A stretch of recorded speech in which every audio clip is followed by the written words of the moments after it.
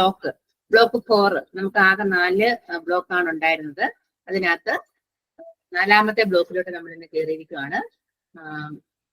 Block 4 classification. Block 4ലെ unit 10 classification. Classification എന്ന് പറഞ്ഞാൽ സാധാരണ മീനിങ് നമുക്ക് ക്ലാസിഫൈ ചെയ്യുക അല്ലെ. അതായത് ഡേറ്റയെ നമ്മൾ എങ്ങനെയൊക്കെ ക്ലാസിഫൈ ചെയ്യുക പഠിച്ചിട്ടുണ്ട്. പല രീതിയിൽ നമ്മൾ ക്ലാസിഫൈ ചെയ്യും. ഇപ്പൊ ഒരു SQL ഡാറ്റാബേസ് ആണെങ്കിൽ അതിനകത്ത് നമ്മൾ ഡേറ്റയെ ഏതെങ്കിലും കീയുടെ ബേസിലോ അല്ലെങ്കിൽ മാർക്കിന്റെ, അതായത് ഏതെങ്കിലും ഒരു കീ, പ്രൈമറി കീയോ ഫോറിൻ കീയോ, അല്ലെങ്കിൽ നമ്മൾ എക്സാമ്പിളായിട്ട് പറയുകയാണെങ്കിൽ നെയിമിന്റെ ബേസിലോ ആൽഫബറ്റിക് ഓർഡറിലോ അസെൻഡിങ് ഡിസെൻഡിങ് അങ്ങനെ വേണം നമുക്ക് ക്ലാസിഫൈ ചെയ്യാം. നമ്മൾ ഇവിടെ പറയാൻ ഉദ്ദേശിക്കുന്ന ആ ഒരു ഇതല്ല. അതായത് ഡേറ്റ മൈനിങ് പ്രോസസ്സിൽ ഡേറ്റ എങ്ങനെ ക്ലാസിഫൈ ചെയ്യും, ഡേറ്റ മൈനിങ് പ്രോസസ്സിൽ ഡേറ്റ എങ്ങനെ ക്ലാസിഫൈ ചെയ്യാമെന്നാണ് ഇവിടെ പറയുന്നത്.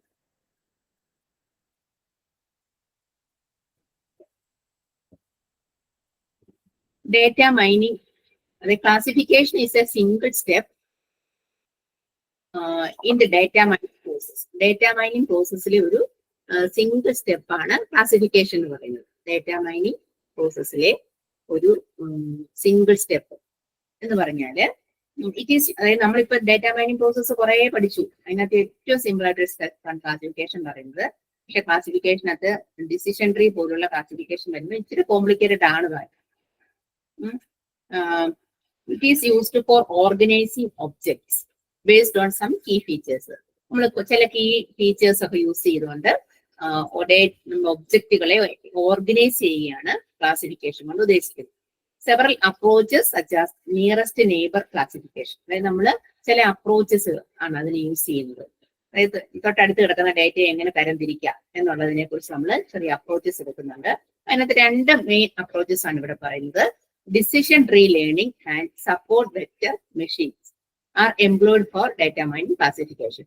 ഡേറ്റ മൈനിങ് ക്ലാസിഫിക്കേഷനകത്ത് യൂസ് ചെയ്യുന്ന 2 അപ്രോച്ചസ് ആണ് decision tree learning and support vector machine. അത് രണ്ടും നോട്ട് ചെയ്ത് വെക്കും. രണ്ടും ഈ ഒരു ചാപ്റ്ററിൽ എക്സ്പ്ലെയിൻ ചെയ്യാനുള്ളൂ. അപ്പം ഡേറ്റ മൈനിങ് പ്രോസസ്സിനകത്തെ ക്ലാസിഫിക്കേഷൻ എന്ന് പറയുന്നത് ഒബ്ജക്റ്റുകളെ നമ്മൾ ഓർഗനൈസ് ചെയ്യുകയാണ്. ഏതെങ്കിലും കീയുടെ ഫീച്ചേഴ്സ് യൂസ് ചെയ്തുകൊണ്ട് ഓർഗനൈസ് ചെയ്യുക. പിന്നെ 10.1 ഡെഫിനിഷൻ പറയുന്നുണ്ട്. Definition of classification. A classification problem requires that examples be classified into 1 of 2 or more classes. അതായത് ഒരു ക്ലാസിഫിക്കേഷൻ പ്രോബ്ലത്തിന് 2 or more ക്ലാസ്സസിനെ ഒന്നായി ക്ലാസിഫൈ ചെയ്യേണ്ടി വരും. ചിലപ്പോൾ നമുക്കൊരു ക്ലാസിഫിക്കേഷൻ പ്രോബ്ലം നമ്മൾ എടുക്കുമ്പോൾ 2 അതിൽ കൂടുതലോ ക്ലാസ്സുകൾ ഉണ്ടെങ്കിൽ നമുക്ക് ചിലപ്പോൾ ഒന്നായി ക്ലാസിഫൈ ചെയ്യേണ്ടി വരും. അപ്പൊ ഈ classification can include reliable or discrete input variables. അതായത് നമുക്ക് ഈ ക്ലാസിഫിക്കേഷൻ റീലബിൾ, വിശ്വസനീയമായത്, അല്ലെങ്കിൽ ഡിസ്ക്രീറ്റ് ആയിട്ടുള്ള ഇൻപുട്ട് വേരിയബിൾസ് ഉൾപ്പെടുത്തിക്കൊണ്ടായിരിക്കും നമ്മൾ ക്ലാസിഫൈ ചെയ്യുന്നത്. A 2 classes dilemma is also regarded as a challenge between 2 classes of binary classification. അതായത് നമുക്ക് 2 ക്ലാസ്സസിനെയോ അല്ലെ ബൈനറി ക്ലാസ്സസിനെയോ ഒക്കെ ഒന്ന് ക്ലാസിഫൈ ചെയ്യണമെന്നുണ്ടെങ്കിൽ അതിന് പല ചാലഞ്ചസ് ഉണ്ടെന്നാണ് പറയുന്നത്. A multi class grouping problem is often called a 2 group problem. അതായത് മൾട്ടി ക്ലാസ് ഗ്രൂപ്പിംഗ്, നമ്മൾ പല ക്ലാസ്സുകളെ ഗ്രൂപ്പ് ചെയ്യുന്നതിന് നമുക്ക് ഒരു ചില പറയുന്നതിനെ 2 ഗ്രൂപ്പ് പ്രോബ്ലം എന്നാണ് ഡിനോട്ട് ചെയ്യുന്നത്. ഇപ്പൊ അവിടെ ഒരു ടേബിൾ പോലെ ഒരു ഇത് കൊടുത്തിരിക്കുന്നുണ്ട്. Input attribute set A, then output class label B. ഇതൊരു ക്ലാസിഫിക്കേഷൻ മോഡൽ യൂസ് ചെയ്തുകൊണ്ട് ഒരു ആട്രിബ്യൂട്ട് സെറ്റിനെ നമ്മളൊരു ക്ലാസ് ലേബലായിട്ട് ക്ലാസിഫൈ ചെയ്ത് വെച്ചിരിക്കുന്ന ഒരു ഫിഗർ ആണ് അവിടെ കൊടുത്തിരിക്കുന്നത്. Classification as a task of mapping as input attribute set A into its class label B. എന്ന് പറഞ്ഞാല് the attribute set A can contain a number of attributes. ഒരു ആട്രിബ്യൂട്ട് സെറ്റ് എന്ന് പറയുമ്പോൾ നമുക്കറിയാം, സെറ്റ് എന്ന് പറയുമ്പോൾ അതിനകത്ത് കുറെ കാര്യങ്ങൾ കാണുമല്ലോ. അപ്പൊ ഒരു ആട്രിബ്യൂട്ട് സെറ്റ് എന്ന് പറയുന്നത് ഒരു പേരിട്ടേക്കാണ് A. അതിനകത്ത് നമ്പർ ഓഫ് ആട്രിബ്യൂട്ട്സുകൾ കാണും. And can contain binary, category and continuous attributes. അതിനകത്ത് പലതരത്തിലുള്ള ആട്രിബ്യൂട്ടുകളും കാണും. അതായത് ബൈനറി ആകാം, ഏതെങ്കിലും കാറ്റഗറി ചെയ്തേക്കുന്നതാകാം, അല്ലെ കണ്ടിന്യൂസ് ആയിട്ടുള്ള ആട്രിബ്യൂട്ട്സുകൾ കാണും.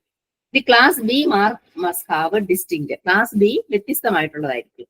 That is binary or category attribute. അതായത് നോർമിനലോ ഓർഡിനലോ ആയിട്ടുള്ളത് കാണും. അപ്പൊ നമ്മൾ അവയൊന്ന് അതിനെ ഒന്ന് ക്ലാസിഫൈ ചെയ്യുന്നത് എങ്ങനെയാണെന്നതിനെ കുറിച്ചാണ് ഇവിടെ പറയാൻ പോകുന്നത്. എങ്ങനെയാണ് ഒരു ആട്രിബ്യൂട്ട് സെറ്റിൽ നിന്നുകൊണ്ട് ഡേറ്റയെ ക്ലാസിഫൈ ചെയ്യുന്നതെന്നാണ് പറയാൻ പോകുന്നത്. അതായത് അതിന് പല മോഡൽസുകളൊക്കെ യൂസ് ചെയ്യാം. ഫസ്റ്റ് വൺ ആണ് descriptive model, second one predictive modelling. രണ്ട് മോഡലിങ്ങിനാണ് പറയുന്നത്. അതിനെക്കുറിച്ചൊന്നും പ്രത്യേകിച്ച് എക്സാമ്പിൾസ് ആയതും പറയുന്നില്ല നോട്ടില്.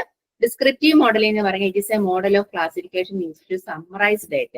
അതായത് ഡേറ്റയെ സമ്മറൈസ് ചെയ്യാൻ ഉപയോഗിക്കുന്ന ഒരു മോഡലിന് മാത്രമേ ഉള്ളൂ ഡിസ്ക്രിപ്റ്റീവ് മോഡലിംഗ് കൊണ്ട് ഉദ്ദേശിക്കുന്നത്. ഡേറ്റയെ ഒന്ന് സമ്മറൈസ് ചെയ്തെടുക്കുക. സമ്മറൈസ് ചെയ്യണമെങ്കിൽ അവിടെ ആട്രിബ്യൂട്ടുകളുടെ എണ്ണമൊക്കെ കുറച്ചല്ലേ സമ്മറൈസ് ചെയ്യാൻ പറ്റത്തുള്ളൂ. പിന്നെയുള്ളത് predictive modelling. It is a classification model used to predict the class mark of unknown data. അതായത് അൺനോൺ ഡേറ്റയുടെ ക്ലാസ് മാർക്ക് പ്രവചിക്കാൻ ഉപയോഗിക്കുന്ന ഒരു ക്ലാസിഫിക്കേഷൻ മോഡൽ. അൺനോൺ ഡേറ്റ എന്ന് പറയുന്നത് നമുക്ക് അറിയത്തില്ലാത്ത കുറച്ച് നോളജ് ഇല്ലാത്ത കുറച്ച് ഡേറ്റകൾ കാണും. അങ്ങനെയുള്ള ഡേറ്റകളെ നമ്മൾ അതിന്റെ ക്ലാസ് മാർക്ക് ഒന്ന് പ്രവചിക്കാൻ വേണ്ടി യൂസ് ചെയ്യുന്ന തരത്തിലുള്ള മോഡലിംഗ് ആണ് പ്രിഡിക്റ്റീവ് മോഡലിംഗ്. ഇങ്ങനെ ഏതെങ്കിലും തരത്തിലുള്ള മോഡലിംഗ് ഒക്കെ യൂസ് ചെയ്താണ് ക്ലാസിഫൈ ചെയ്യുന്നതെന്നാണ് പറയുന്നത്. ക്ലാസിഫിക്കേഷൻ ഓഫ് അതിന്റെ മോഡൽസ് ആപ്ലിക്കേഷൻ പറയുന്നത് spam detection emails based on header and content of the document. അതായത് നമ്മൾ സ്പാം ഡിറ്റക്ഷൻ, ഇമെയിലകത്ത് സ്പാം ഡിറ്റക്ഷൻ സംഭാവന കണ്ടുപിടിക്കാൻ പറ്റും. Classification of galaxies according to the ടൈപ്പിനെ ബേസ് ചെയ്ത് ഏതൊക്കെയായിട്ട് ക്ലാസിഫൈ ചെയ്യാൻ പറ്റും. Classification of students according to ക്വാളിഫിക്കേഷനെ ബേസ് ചെയ്ത് സ്റ്റുഡൻസിനെ നമ്മൾ ക്ലാസിഫൈ ചെയ്യാൻ പറ്റും.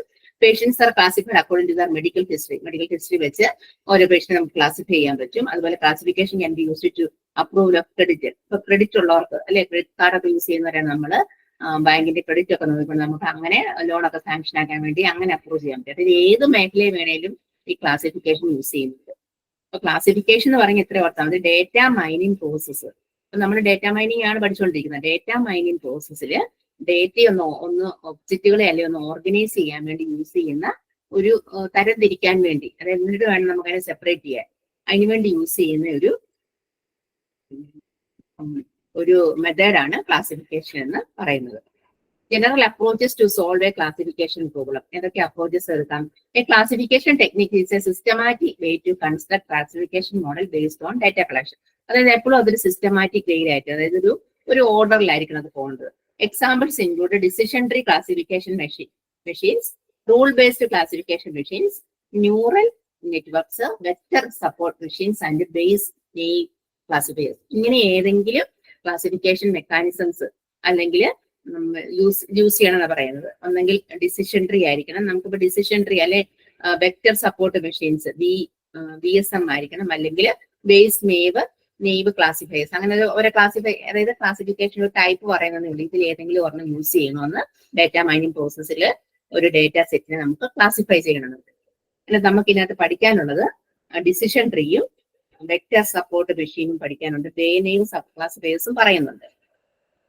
ഇനി each technique use the learning algorithm to find template that best matches the relationship between the attribute set and class mark of the data input. അതായത് നമ്മൾ ഇപ്പൊ പലതരത്തിലുള്ള അതിനകത്ത് ഇപ്പൊ ഏത് ടെക്നിക് യൂസ് ചെയ്താലും പലതരത്തിലുള്ള അൽഗോരിതംസ് കാണും. ആ അൽഗോരിതംസിൽ നമുക്ക് ഏറ്റവും ബെസ്റ്റ് ആയിട്ടുള്ള റിലേഷൻഷിപ്പ് കണ്ടുപിടിക്കാൻ പറ്റും. അങ്ങനെ ചില പോയിന്റ്സ് ഇവിടെ പറയുന്നുണ്ട്. ദി എസ്റ്റിമേഷൻ അല്ലെങ്കിൽ these numbers are present in the table called uncertain metrics. അതായത് അങ്ങനെയൊക്കെ നോക്കിക്കൊണ്ട് വേണം ചെയ്യാനുള്ള ഒരു പോയിന്റ്സ് അവിടെ പറയുന്നത്. ഇവാലുവേഷൻ ഓഫ് ക്ലാസിഫിക്കേഷൻ എന്ന് വായിച്ചു നോക്കിയാൽ മതി. അതായത് അവിടെ പ്രോബബിലിറ്റിയെ കുറിച്ചൊക്കെ പറയുന്നുണ്ട്. പ്രോബബിലിറ്റി നമുക്ക് വരുന്നുണ്ട്. ഒരു പാരഗ്രാഫ് ഒന്ന് ജസ്റ്റ് വായിച്ചു നോക്കുക. It's probably wrong if it easy. അതായത് വാട്ട്സ് റോങ് വിത്ത് ആക്യുറസി. ഇത് ആക്യുറസിയിൽ എന്താണ് ആക്യുറസി എന്ന് പറയാൻ? കൃത്യതയ്ക്കാ പറയുന്നത് അല്ലെ. കൃത്യനിഷ്ഠത ഉണ്ടെന്ന് നമ്മൾ കമ്പ്യൂട്ടർ പഠിക്കുമ്പോഴേ ക്യാരക്ടറിസ്റ്റിക് പഠിക്കുമ്പോൾ പറയുന്നുണ്ട് കമ്പ്യൂട്ടർ ഒരു ആക്യുറേറ്റ് മെഷീൻ ആണെന്ന് പറയുന്നത്. അതുപോലെ വാട്ട്സ് റോങ് വിത്ത് ആക്യുറസി. ആക്യുറസിയിൽ എന്താണ് തെറ്റ് വരുന്നത്? കൃത്യനിഷ്ഠയിൽ എന്താണ് അല്ലെ കൃത്യതയിൽ എന്താണ് തെറ്റ് വരുന്നത്? ഇതിനെ കുറിച്ചാണ് അടുത്ത ഇവിടെ പറയുന്നത്. നമ്മളിവിടെ ഒന്ന് ചിന്തിക്കുമ്പോൾ ഒരു കൺഫ്യൂഷൻ കൺഫ്യൂഷൻ ഉണ്ടാകുന്ന രീതിയിൽ ഒരു എക്സാമ്പിൾ കൊടുത്തിട്ടുണ്ട്. നമുക്ക് നോക്കാം. Let us begin with a single 2 classes domain to illustrate the issue. രണ്ട് ക്ലാസ് വെച്ച് പറയുന്നുണ്ട്. Each classifier sees examples for this domain from 2 classes and offers one of 2 possible rulings. അതായത് ഓരോ ക്ലാസിഫയറുകളിലും 2 ക്ലാസ്സുകളിൽ നിന്നുള്ള എക്സാമ്പിൾസ് കാണുകയും സാധ്യമായ 2 റൂളില് ഒന്ന് വാഗ്ദാനം ചെയ്യുകയും ചെയ്യുക. That is yes or no. കാര്യം മനസ്സിലായോ? അതായത് ഇപ്പം ഈച്ച് ക്ലാസിഫയർ സീസ് examples for the domain with 2 classes and offers 1 of 2 possible rulings.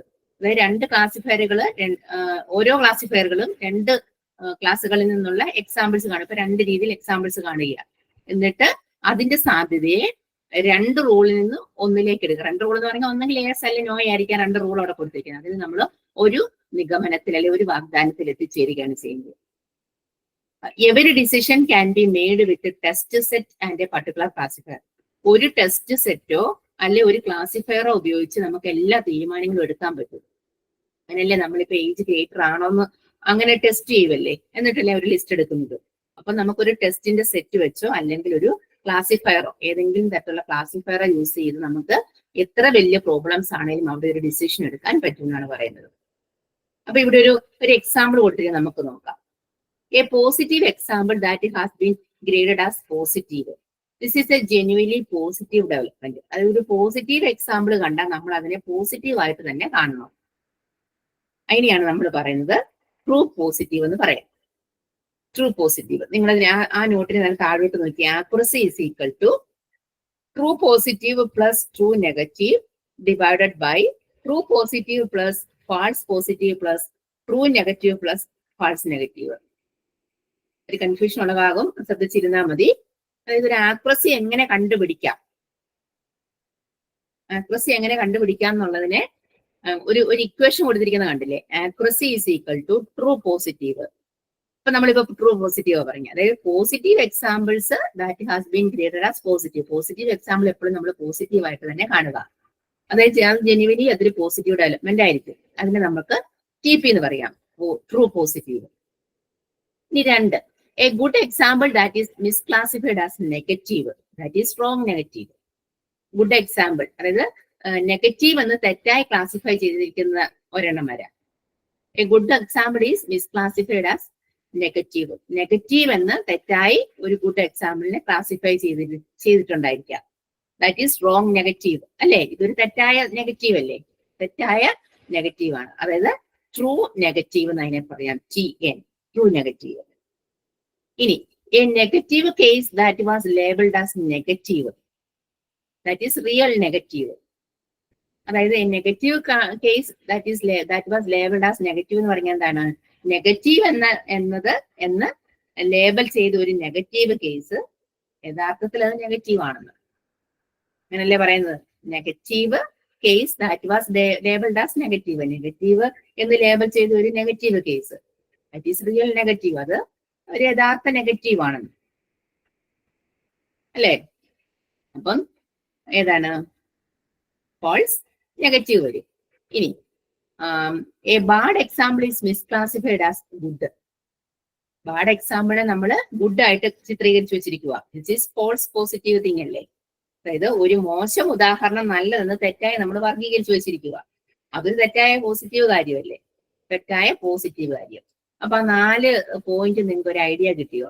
അതായത് ട്രൂ പോസിറ്റീവ് ആണോ, ട്രൂ നെഗറ്റീവ് ആണോ, ഫോൾസ് പോസിറ്റീവ് ആണോ, ഫോൾസ് നെഗറ്റീവ് ആണോ എന്നാണ് നമ്മൾ ഇതിൽ നിന്ന് കണ്ടുപിടിക്കേണ്ടത്. ഇങ്ങനെ നമുക്ക് ഡേറ്റയെ ക്ലാസിഫൈ ചെയ്യാന്ന് പറയുന്നത്. അതായത് ക്ലാസിഫിക്കേഷനെ, അതായത് ഡേറ്റ മൈനിങ് പ്രോസസ്സിലെ ഒരു സിമ്പിൾ സ്റ്റെപ്പ് എന്നാണ് ഫസ്റ്റ് പറഞ്ഞിട്ടുണ്ടെങ്കിലും ഇതൊരു ക്രൂഷ്യൽ സ്റ്റെപ്പ് പോലെയാണ്, നമുക്കിത് തോന്നുന്നില്ലേ? അപ്പൊ അതായത് ഒരു തീരുമാനം നമ്മൾ എങ്ങനെ എടുക്കണം, അതായത് ഈ 4 പോയിന്റ്സും യൂസ് ചെയ്തുകൊണ്ടാണ് ഒരു ഡേറ്റയുടെ ആക്യുറസിയിൽ നമ്മൾ ഒരു തീരുമാനം എടുക്കുന്നത്. നമ്മൾ നല്ല ഡേറ്റ മൈനിങ് പ്രോസസ്സിൽ ഇത് ഡെവലപ്പ് ചെയ്യുന്ന ഡേറ്റ അനലിസ്റ്റുകൾ തീരുമാനം എടുക്കുന്നത്. അതായത് ഒന്നുകൂടെ ഞാൻ പറയാം, പോസിറ്റീവ് എക്സാമ്പിളിനാണ് നമ്മളിത് ട്രൂ പോസിറ്റീവ് എന്ന് പറയാം, നെഗറ്റീവ് എക്സാമ്പിൾസിനാണ് ട്രൂ നെഗറ്റീവ് എന്ന് തന്നെ പറയാം. ഇനി ഫോൾസ് പോസിറ്റീവും വരും, ഫോൾസ് നെഗറ്റീവും വരാം. അങ്ങനെ TP, TN, FP, FN ഇങ്ങനെ 4 കാര്യങ്ങൾ വരാം. അതായത് ഞാൻ പറഞ്ഞ വേറൊരു എക്സാമ്പിൾ പറയാം. ഇതിപ്പോ എക്സാമ്പിൾ വെച്ചൊന്നും പറഞ്ഞിട്ടില്ല, അല്ല 4 പോയിന്റ്സ് ഇട്ടല്ലേ പറഞ്ഞിട്ടുള്ളൂ. ഞാനൊരു എക്സാമ്പിൾ വെച്ച് വേണേ പറയാം, ജസ്റ്റ് ഒന്ന് ശ്രദ്ധിച്ചിരിക്കണം. നമ്മളോടൊരു ക്വസ്റ്റ്യൻ ചോദിക്കാം, identify an email as spam or not. ഒരു ഇമെയിൽ സ്പാം ആണോ അല്ലയോ എന്ന് നമ്മളോട് ഐഡന്റിഫൈ ചെയ്യാൻ പറയുക. അപ്പൊ നമ്മൾ അതിനെ ഏതൊക്കെ രീതിയിൽ ചിന്തിച്ചെടുക്കണം എന്നാണ് പറയുന്നത്. അതായത് ഈ 4 രീതി നമുക്ക് അതിനെ ചിന്തിച്ചെടുക്കാം. എങ്ങനെ എടുക്കാം? Identify and email as a spam or not. ഒരു സ്പാം എന്നാൽ അതൊരു അല്ല ഒരു ഇമെയിൽ വന്നത് സ്പാം ആണോ അല്ലയോ എന്ന് ചെക്ക് ചെയ്യണം. ഫസ്റ്റ് കൺസിഡർ ചെയ്യുന്നത് നമ്മളിത് ട്രൂ പോസിറ്റീവ് ആയിട്ട് കൺസിഡർ ചെയ്യുക. TP എക്സാമ്പിൾ എഴുതിയെടുത്തോണം. TP ആയിട്ട് കൺസിഡർ ചെയ്യുക. Identify a spam email as spam. നമ്മൾ ആദ്യമേ ട്രൂ പോസിറ്റീവ് ആയിട്ട് തന്നെ എടുക്കുക. Identify a spam email as spam. അതായത് സ്പാം ഇമെയിൽ നമ്മൾ സ്പാം ആയി തന്നെ എടുത്തു. അപ്പൊ അത് ട്രൂ പോസിറ്റീവ് അല്ലേ? അങ്ങനെ വേണേ എടുക്കാം. ഇനി നമുക്ക് സെക്കൻഡ് സ്റ്റെപ്പ് പറയാം. ട്രൂ നെഗറ്റീവ് ആയിട്ട് എടുക്കാം. Identify regular email as not spam. അതായത് നമുക്ക് പറയാം റെഗുലർ ഇമെയിൽ സ്പാം അല്ലെന്ന് വേണേ ഐഡന്റിഫൈ ചെയ്യാം. റെഗുലർ ഇമെയിൽ സ്പാം അല്ലെന്ന് വേണേ. അപ്പൊ ട്രൂ നെഗറ്റീവ് അത്. ട്രൂ ആണ് എന്നാൽ നെഗറ്റീവ് ആ. പിന്നെ നമുക്കറിയാം ഫോൾസ് പോസിറ്റീവ് ആയിട്ട് എടുക്കാം. അതായത് identify regular email as spam. സാധാരണ ഇമെയിൽ സ്പാം ആയി തിരിച്ചറിയുക. Identify regular email as spam. അതായത് ഫോൾസ് പോസിറ്റീവ് ആയിട്ട് എടുക്കാം. ലാസ്റ്റ് വൺ നമുക്ക് ഫോൾസ് നെഗറ്റീവ് ആയിട്ട് എടുക്കാം. Identify a spam email as A regular email. അതായത് സ്പാം ഇമെയിലിനെ ഒരു സാധാരണ ഇമെയിലായി തിരിച്ചറിയാം. അങ്ങനെ നമുക്ക് കൺഫ്യൂഷൻ ആകരുത്. അങ്ങനെ നമുക്ക് പല രീതിയിൽ ഒരു ക്വസ്റ്റിനെ നമുക്ക് പല രീതിയിൽ അനലൈസ് ചെയ്തെടുക്കുക. നമ്മളവിടെ അനലൈസ് എടുക്കണം. നിങ്ങൾ ആദ്യത്തെ ആ 4 സ്റ്റെപ്സ് 1, 2, 3, 4 ഇരിക്കുന്ന 4 സ്റ്റെപ്സ് ഒന്ന് മനസ്സിലാക്കി വെക്കുക. പോസിറ്റീവ് എക്സാമ്പിളിനെ പോസിറ്റീവായിട്ടും ഗുഡ് എക്സാമ്പിളിനെ നെഗറ്റീവായിട്ടും എടുക്കാം. നെഗറ്റീവ് എക്സാമ്പിളിനെ നെഗറ്റീവായിട്ട് തന്നെ എടുക്കുക. ബാഡ് എക്സാമ്പിളിനെ ഗുഡ് ആയിട്ടും കൺസിഡർ ചെയ്തെടുത്താൽ നമുക്ക് ഈ 4 കാര്യങ്ങളും കിട്ടും.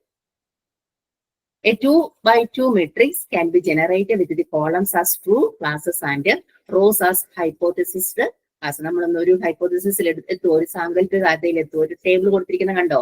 True positive, false positive, false negative, true negative. ഇപ്പൊ ഞാൻ പറഞ്ഞ കാര്യം തന്നെയാണ്. അതായത് ഒരു 2x2 മെട്രിക്സ് ജനറേറ്റ് ചെയ്തിട്ട് 2 കോളംസിന് ട്രൂ വാല്യൂ കൊടുത്തു, 2 കോളംക്ക് നമ്മൾ ഹൈപ്പോത്തസിസും കൊടുത്തു. അതായത് അനുമാനിച്ചു വെക്കുക ഇന്നതായിരിക്കുന്നത്. അതായത് 4 കാറ്റഗറി പറഞ്ഞിരിക്കുവാണ്. TP, TN, അതുപോലെ FP, FN. അപ്പൊ ആക്ച്വൽ ഡേറ്റയുണ്ട്, പ്രെഡിക്കേറ്റഡ് ഡേറ്റയുണ്ട്. നമുക്ക് വേണമെങ്കിൽ ഇതിനെ എസ് ഓർ നോ ഉള്ള കൺസെപ്റ്റില് നമുക്കൊരു ഡിസ്ക്രൈബ് എടുക്കാന്നാണ് പറയുന്നത്. അപ്പൊ നിങ്ങൾ ഇവിടെ ഇത്രയും കാര്യം ഓർത്താൽ മതി. ഒരു ഡേറ്റയെ സംബന്ധിച്ച് കറക്റ്റ് ആണോ അല്ലയോ എന്ന് ചെക്ക് ചെയ്യണമെങ്കിൽ, ഡേറ്റ മൈനിങ് പ്രോസസ്സിൽ ആ ഡേറ്റയെ ക്ലാസിഫൈ ചെയ്തെടുക്കണമെങ്കിൽ ഇങ്ങനെ 4 രീതിയിലുള്ള ആക്യുറസി നോക്കിയിട്ട് വേണം ചെയ്യാൻ. അപ്പൊ ആക്യുറസി നോക്കണമെങ്കിൽ ഈ ഒരു ഇക്വേഷൻ കൊടുത്താണ് ചെയ്യുന്നത്. Accuracy is equal to true positive plus true negative divided by true positive plus false positive plus true negative plus false negative. അതായത് ശരിയായ തെറ്റായ വശങ്ങളും എല്ലാം നോക്കിയിട്ട് വേണം പോസിറ്റീവ് ആണോ നെഗറ്റീവ് ആണോ ചിന്തിക്കാൻ. അപ്പൊ അവിടെ ഒന്ന് ശ്രദ്ധിച്ച് പോന്നാലേ അവിടെ ഒരു ഐഡിയ നമുക്ക് കിട്ടത്തുള്ളൂ കേട്ടോ. അപ്പൊ അത് ഒരു എക്സാമ്പിൾ ഒന്ന് നോട്ട് ചെയ്ത് വെച്ചോ. പിന്നെ ഈ പറഞ്ഞിരിക്കുന്ന അടുത്ത പേജിൽ പറഞ്ഞിരിക്കുന്നതും questions of error cost, what about collections of public data, other measurements, ഇതെല്ലാം കൂടെ കൂട്ടിയാണ് ഞാനൊരു സിമ്പിൾ എക്സാമ്പിൾ ഇപ്പൊ അവിടെ ഒരു ഈ 4 എക്സാമ്പിളേയും വെച്ചുകൊണ്ട് പറഞ്ഞിരിക്കുന്നത്. TP plus TN divide by TP plus FP plus TN plus FN എന്നുള്ളത്. അപ്പൊ അവിടെ അതൊന്ന് മനസ്സിലേക്ക് വായിച്ചു നോക്കുക. ഈ ഒരു എക്സാമ്പിൾ വെച്ച് നമ്മൾ ഒരു ഹൈപ്പോത്തസിസിൽ നമ്മൾ എത്തുക, ഒരു അനുമാനത്തിൽ നമ്മൾ എത്തുക.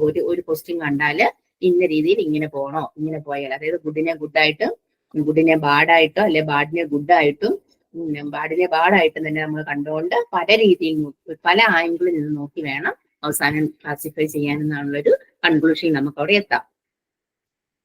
ഇനി നെക്സ്റ്റ് പറയാൻ പോകുന്ന ക്ലാസിഫിക്കേഷൻ ടെക്നിക്സിനെ കുറിച്ചാണ്. അതായത് 10.5 ഡിസിഷൻ ട്രീസ്, അതായത് ഡിസിഷൻ ട്രീ കൺസ്ട്രക്ഷൻ എങ്ങനെയാണ്. അതായത് ക്ലാസിഫിക്കേഷൻ ഒരു സ്റ്റെപ്പ് എന്ന് നമ്മൾ പറഞ്ഞു അല്ലെ. ക്ലാസിഫിക്കേഷന്റെ ഒരു മെത്തേഡാണ്, ടെക്നിക്കാണ് ഡിസിഷൻ ട്രീ. ഇനി ആ ഡിസിഷൻ ട്രീയിലോട്ട് പോകാം. 10.5 എന്നുള്ള ഹെഡിങ്ങിലോട്ട് മൂവ് ചെയ്യുക. Decision tree is the most effective and common prediction and classification method.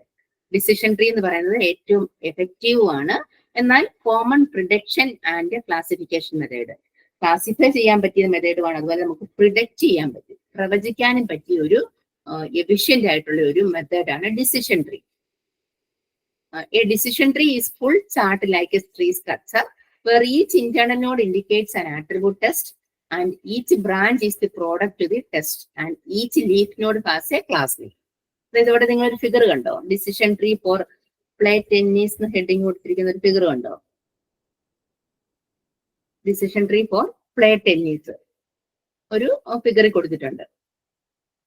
അപ്പം നമുക്ക് അവിടെ പറഞ്ഞിരിക്കുന്നത് ഒരു ഡിസിഷൻ ട്രീ എന്ന് പറഞ്ഞ ഒരു ചാർട്ടിലാക്കി ട്രീ സ്ട്രക്ചറിൽ കാണുന്നു. ട്രീ ആകുമ്പോൾ അതിന് എപ്പോഴും ഇങ്ങനെ ബ്രാഞ്ചസ് വരുമല്ലോ. അപ്പൊ ബ്രാഞ്ചസ് വരുന്നതിന് നമുക്ക് ആട്രിബ്യൂട്ട് എന്ന് പറയാം. അതിനും ബ്രാഞ്ചസ് വരുമ്പോൾ അതിനെ ലീഫ് നോഡ് എന്നും പറയും. അതാണ് അവിടെ പാരഗ്രാഫിൽ പറഞ്ഞിരിക്കുന്നത്. അതായത് ഒരു മെയിൻ ആയിട്ട് ഒരു റൂട്ട് ട്രീ ആകുമ്പോൾ എപ്പോഴും അതിന് റൂട്ട് ഉണ്ടെന്ന് അറിയാലോ. സാധാരണ ട്രീ എടുക്കുമ്പോൾ അതിന് റൂട്ട് ഉണ്ട്. അപ്പൊ റൂട്ട് നോഡ് ഉണ്ട്, പിന്നെ ബ്രാഞ്ചസ് ഉണ്ട്, ലീഫ് നോഡുകൾ ഉണ്ട്. അല്ലെ, ഒരു ട്രീ നമ്മൾ ആദ്യം മനസ്സിൽ വരുന്നു, അതിന്റെ റൂട്ടിൽ നിന്ന് വരുന്നു, ഒരു മരം പോലെ വന്നിട്ട് പല പല ബ്രാഞ്ചസ് പോകുന്നു, അതിൽ നിന്ന് സബ് ബ്രാഞ്ചസ് പോകുന്നു എന്ന് പറഞ്ഞാൽ റൂട്ട് ബ്രാഞ്ചസ് എന്ന് പറയുന്നത് നമുക്കതിനെ റൂട്ട് ബ്രാഞ്ചസ് ലീഫ്. ഈ ബ്രാഞ്ച് എന്ന് ഉദ്ദേശിക്കുന്നത് നമുക്ക് വേണമെങ്കിൽ അതിനെ ആട്രിബ്യൂട്ട് എന്ന് പറയാം. Each internal node denotes A test of an attribute. Each branch denotes outcomes of a test and each leaf node holds a class label. Topmost is the root node. ഏറ്റവും മുകളിൽ കാണുന്ന റൂട്ട് നോഡ്, അതിനെ sub ചെയ്ത് നമുക്ക് വേണമെങ്കിൽ ഒരു internal നോഡുകൾ കാണും, അതിനെ സബ് ചെയ്ത് ആട്രിബ്യൂട്ടുകൾ വരും, അതിനെ സബ് ചെയ്ത് നമുക്ക് ലീഫുകൾ പറയാൻ പറ്റും.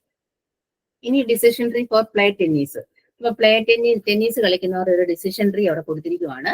Outlook sunny, overcast, rain, humidity, wind, high, normal, strong, weak, yes or no കൊടുത്തിരിക്കുക. അപ്പൊ എന്താണ് അതിൽ നിന്ന് മനസ്സിലാകുന്നത്? ഒരു ടെന്നീസ് കളിക്കുന്ന ഒരാള് റൂട്ടിൽ നിന്നോട്ട് നോക്കുക. റൂട്ട് ഔട്ട്ലുക്ക് എന്നല്ല എഴുതിയിരിക്കുന്നത്. അതായത് ക്ലൈമറ്റ് കണ്ടീഷൻ ചെക്ക് ചെയ്യുക. ഈ സണ്ണി, ഓവർകാസ്റ്റ്, റെയിൻ എന്നൊക്കെ പറയാൻ നമുക്ക് മനസ്സിലായി അതല്ലേ. സണ്ണ് അതായത് എന്താ, sun is in the full lightning ആണോ, അതോ ഓവർകാസ്റ്റ് ആണോ, അതോ റെയിനി ആണോ, അല്ലെ, മഴയുണ്ടോ എന്നുള്ളതൊക്കെ അതിനെക്കുറിച്ചാണ്, ഒരു ക്ലൈമറ്റ് കണ്ടീഷനെ കുറിച്ച് ആ ഒരു ട്രീ പറഞ്ഞിരിക്കുന്നത്. ഇങ്ങനെയാണ് ഡിസിഷൻ ട്രീ ക്രിയേറ്റ് ചെയ്യുന്നതെന്ന് പറയുന്നത്. അപ്പൊ റൂട്ടിനകത്ത് മെയിൻ ആയിട്ട് റൂട്ട് നോഡ് കാണും. അപ്പൊ റൂട്ടിനകത്ത് ഇപ്പൊ ക്ലൈമറ്റ് പറയുക, ക്ലൈമറ്റ് കണ്ടീഷനെ കുറിച്ച് പറയുക, റൂട്ട് ഔട്ട്ലുക്ക് പറയുക. അവിടെ മൂന്നായിട്ട് ഡിവൈഡ് ചെയ്തിട്ടുണ്ട്: Sunny, overcast, rain. Sunny means, Sunny എന്ന് പറയുന്നത് ക്ലൈമറ്റ് നിങ്ങൾക്ക് എല്ലാം അറിയാം അല്ലെ. സൺഷൈൻ ബ്രൈറ്റ്ലി, അതായത് ഫുൾ ഓഫ് സൺലൈറ്റ് ഉണ്ടോ എന്ന് നോക്കൂ. ഫുൾ ഓഫ് സൺലൈറ്റ് ഉണ്ടോ എന്ന് ചെക്ക് ചെയ്യുന്നു. അടുത്ത സെക്കൻഡിൽ പറയുന്ന ഓവർകാസ്റ്റ് ആണ്, അതായത് മേഘാവൃതമായിട്ട് കിടക്കുവാണോ, റെയിൻ ആണോ, മഴയുണ്ടോ.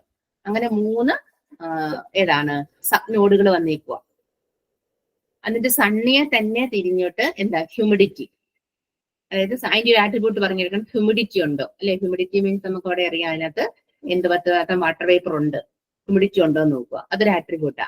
അതിനെ തന്നെ അതിന്റെ ഹൈ ആണെങ്കിൽ ഹൈ ആണോ, നോർമൽ ആണോ. നോർമൽ ആണ് എസ്, ഹൈ ആണ് നോ എന്ന് കൊടുത്തിരിക്കുക ഹ്യൂമിഡിറ്റി. ഇനി ഓവർകാസ്റ്റ് ആണെങ്കിൽ നമുക്ക് അവിടെ പ്രത്യേകിച്ച് അതിന്റെ ഡിവിഷൻ ഒന്നും വന്നിട്ടില്ല, അത് നോർമൽ കണ്ടീഷന്. അവിടെ ഏസ് തന്നെ കൊടുത്തിരിക്കുന്നത്, അതായത് ഒരു കാര്യമേ എടുക്കുന്നുള്ളൂ, ഒന്നിൽ കൂടുതലായിട്ട് ബ്രാഞ്ചസ് പോകുന്നില്ല. റെയിൻ ആണെങ്കിൽ പിന്നെ ആട്രിബ്യൂട്ട് കൊടുത്തിരിക്കുകയാണ്. മഴയാണെങ്കിൽ കാറ്റുണ്ടോ എന്ന് നോക്കുക. കാറ്റുണ്ട്, സ്ട്രോങ് ആണോ വീക്ക് ആണോ, സ്ട്രോങ് ആണോ വീക്ക് ആണോ, സ്ട്രോങ് ആണോ അതോ വീക്ക് ആണോ എന്ന് നോക്കുക. അതിന്റെ ലീഫ് നോഡുകൾ കൊടുത്തിരിക്കുക. ഇങ്ങനെ ഒരു ഡിസിഷൻ ട്രീ പോലെ നമ്മൾ ചെക്ക് ചെയ്ത് പോവാം. ഡിസിഷൻ ട്രീയുടെ കാര്യം പറയുന്നത്, അതായത് decision tree identifies instance by sorting them from root to leaf node that provides the instance classification. അതായത് ഡിസിഷൻ ട്രീ ലാസ്റ്റ് ആ പേജിന്റെ ലാസ്റ്റ് കിടപ്പുണ്ട്. എന്ത് ഐഡന്റിഫൈ ചെയ്യും? ഇൻസ്റ്റൻസ്, ഏതൊക്കെ ഇൻസ്റ്റൻസ് ഉണ്ട്. By sorting them from root to a leaf, അതായത് root to leaf, റൂട്ടിൽ നിന്ന് ലീഫ് വരെ നോക്കുക, സോർട്ട് ചെയ്ത് പോവുക. അതായത് ഒന്നിന്റെ സബായിട്ട് അടുത്ത ഉണ്ടോ അങ്ങനെ ചെക്ക് ചെയ്ത് പോവാണ്. എസ് ഓർ നോ കൊടുത്ത് ചെക്ക് ചെയ്ത് പോവുക. And provides an instant classification, അത് പെട്ടെന്ന് ക്ലാസിഫൈ ചെയ്യാൻ വേണ്ടി. And instant is classified by starting from the tree root node. അപ്പൊ എപ്പോഴും നോക്കുക, റൂട്ടിൽ നിന്നാണ് സ്റ്റാർട്ട് ചെയ്യുന്നത്. Evaluating the specified attribute by the node, then moving down to the tree branch correspond to the attributes value shown in the figure above. അല്ലെ, എന്നിട്ട് അതിന്റെ sub ആയിട്ടുള്ള ആട്രിബ്യൂട്ടിലോട്ട് വന്നു, അവിടുന്ന് ബ്രാഞ്ചസ് പിന്നെയും പോകുന്നുണ്ട്, എന്നിട്ട് അവിടുന്ന് പിന്നെ ലീഫ് നോഡുകളായിട്ട് തിരിക്കുന്നുണ്ട്. The process is repeated for the subtree that is rooted to a new node. അല്ലെ, ഈ പ്രോസസ് എങ്ങനെ ചെക്ക് ചെയ്തോണ്ടേ ഇരിക്കുന്നത്. ഇങ്ങനെയാണ് ഡിസിഷൻ ട്രീയെ കുറിച്ച് ഒരു എക്സാമ്പിള് നോട്ടി തന്നിരിക്കുന്നത്.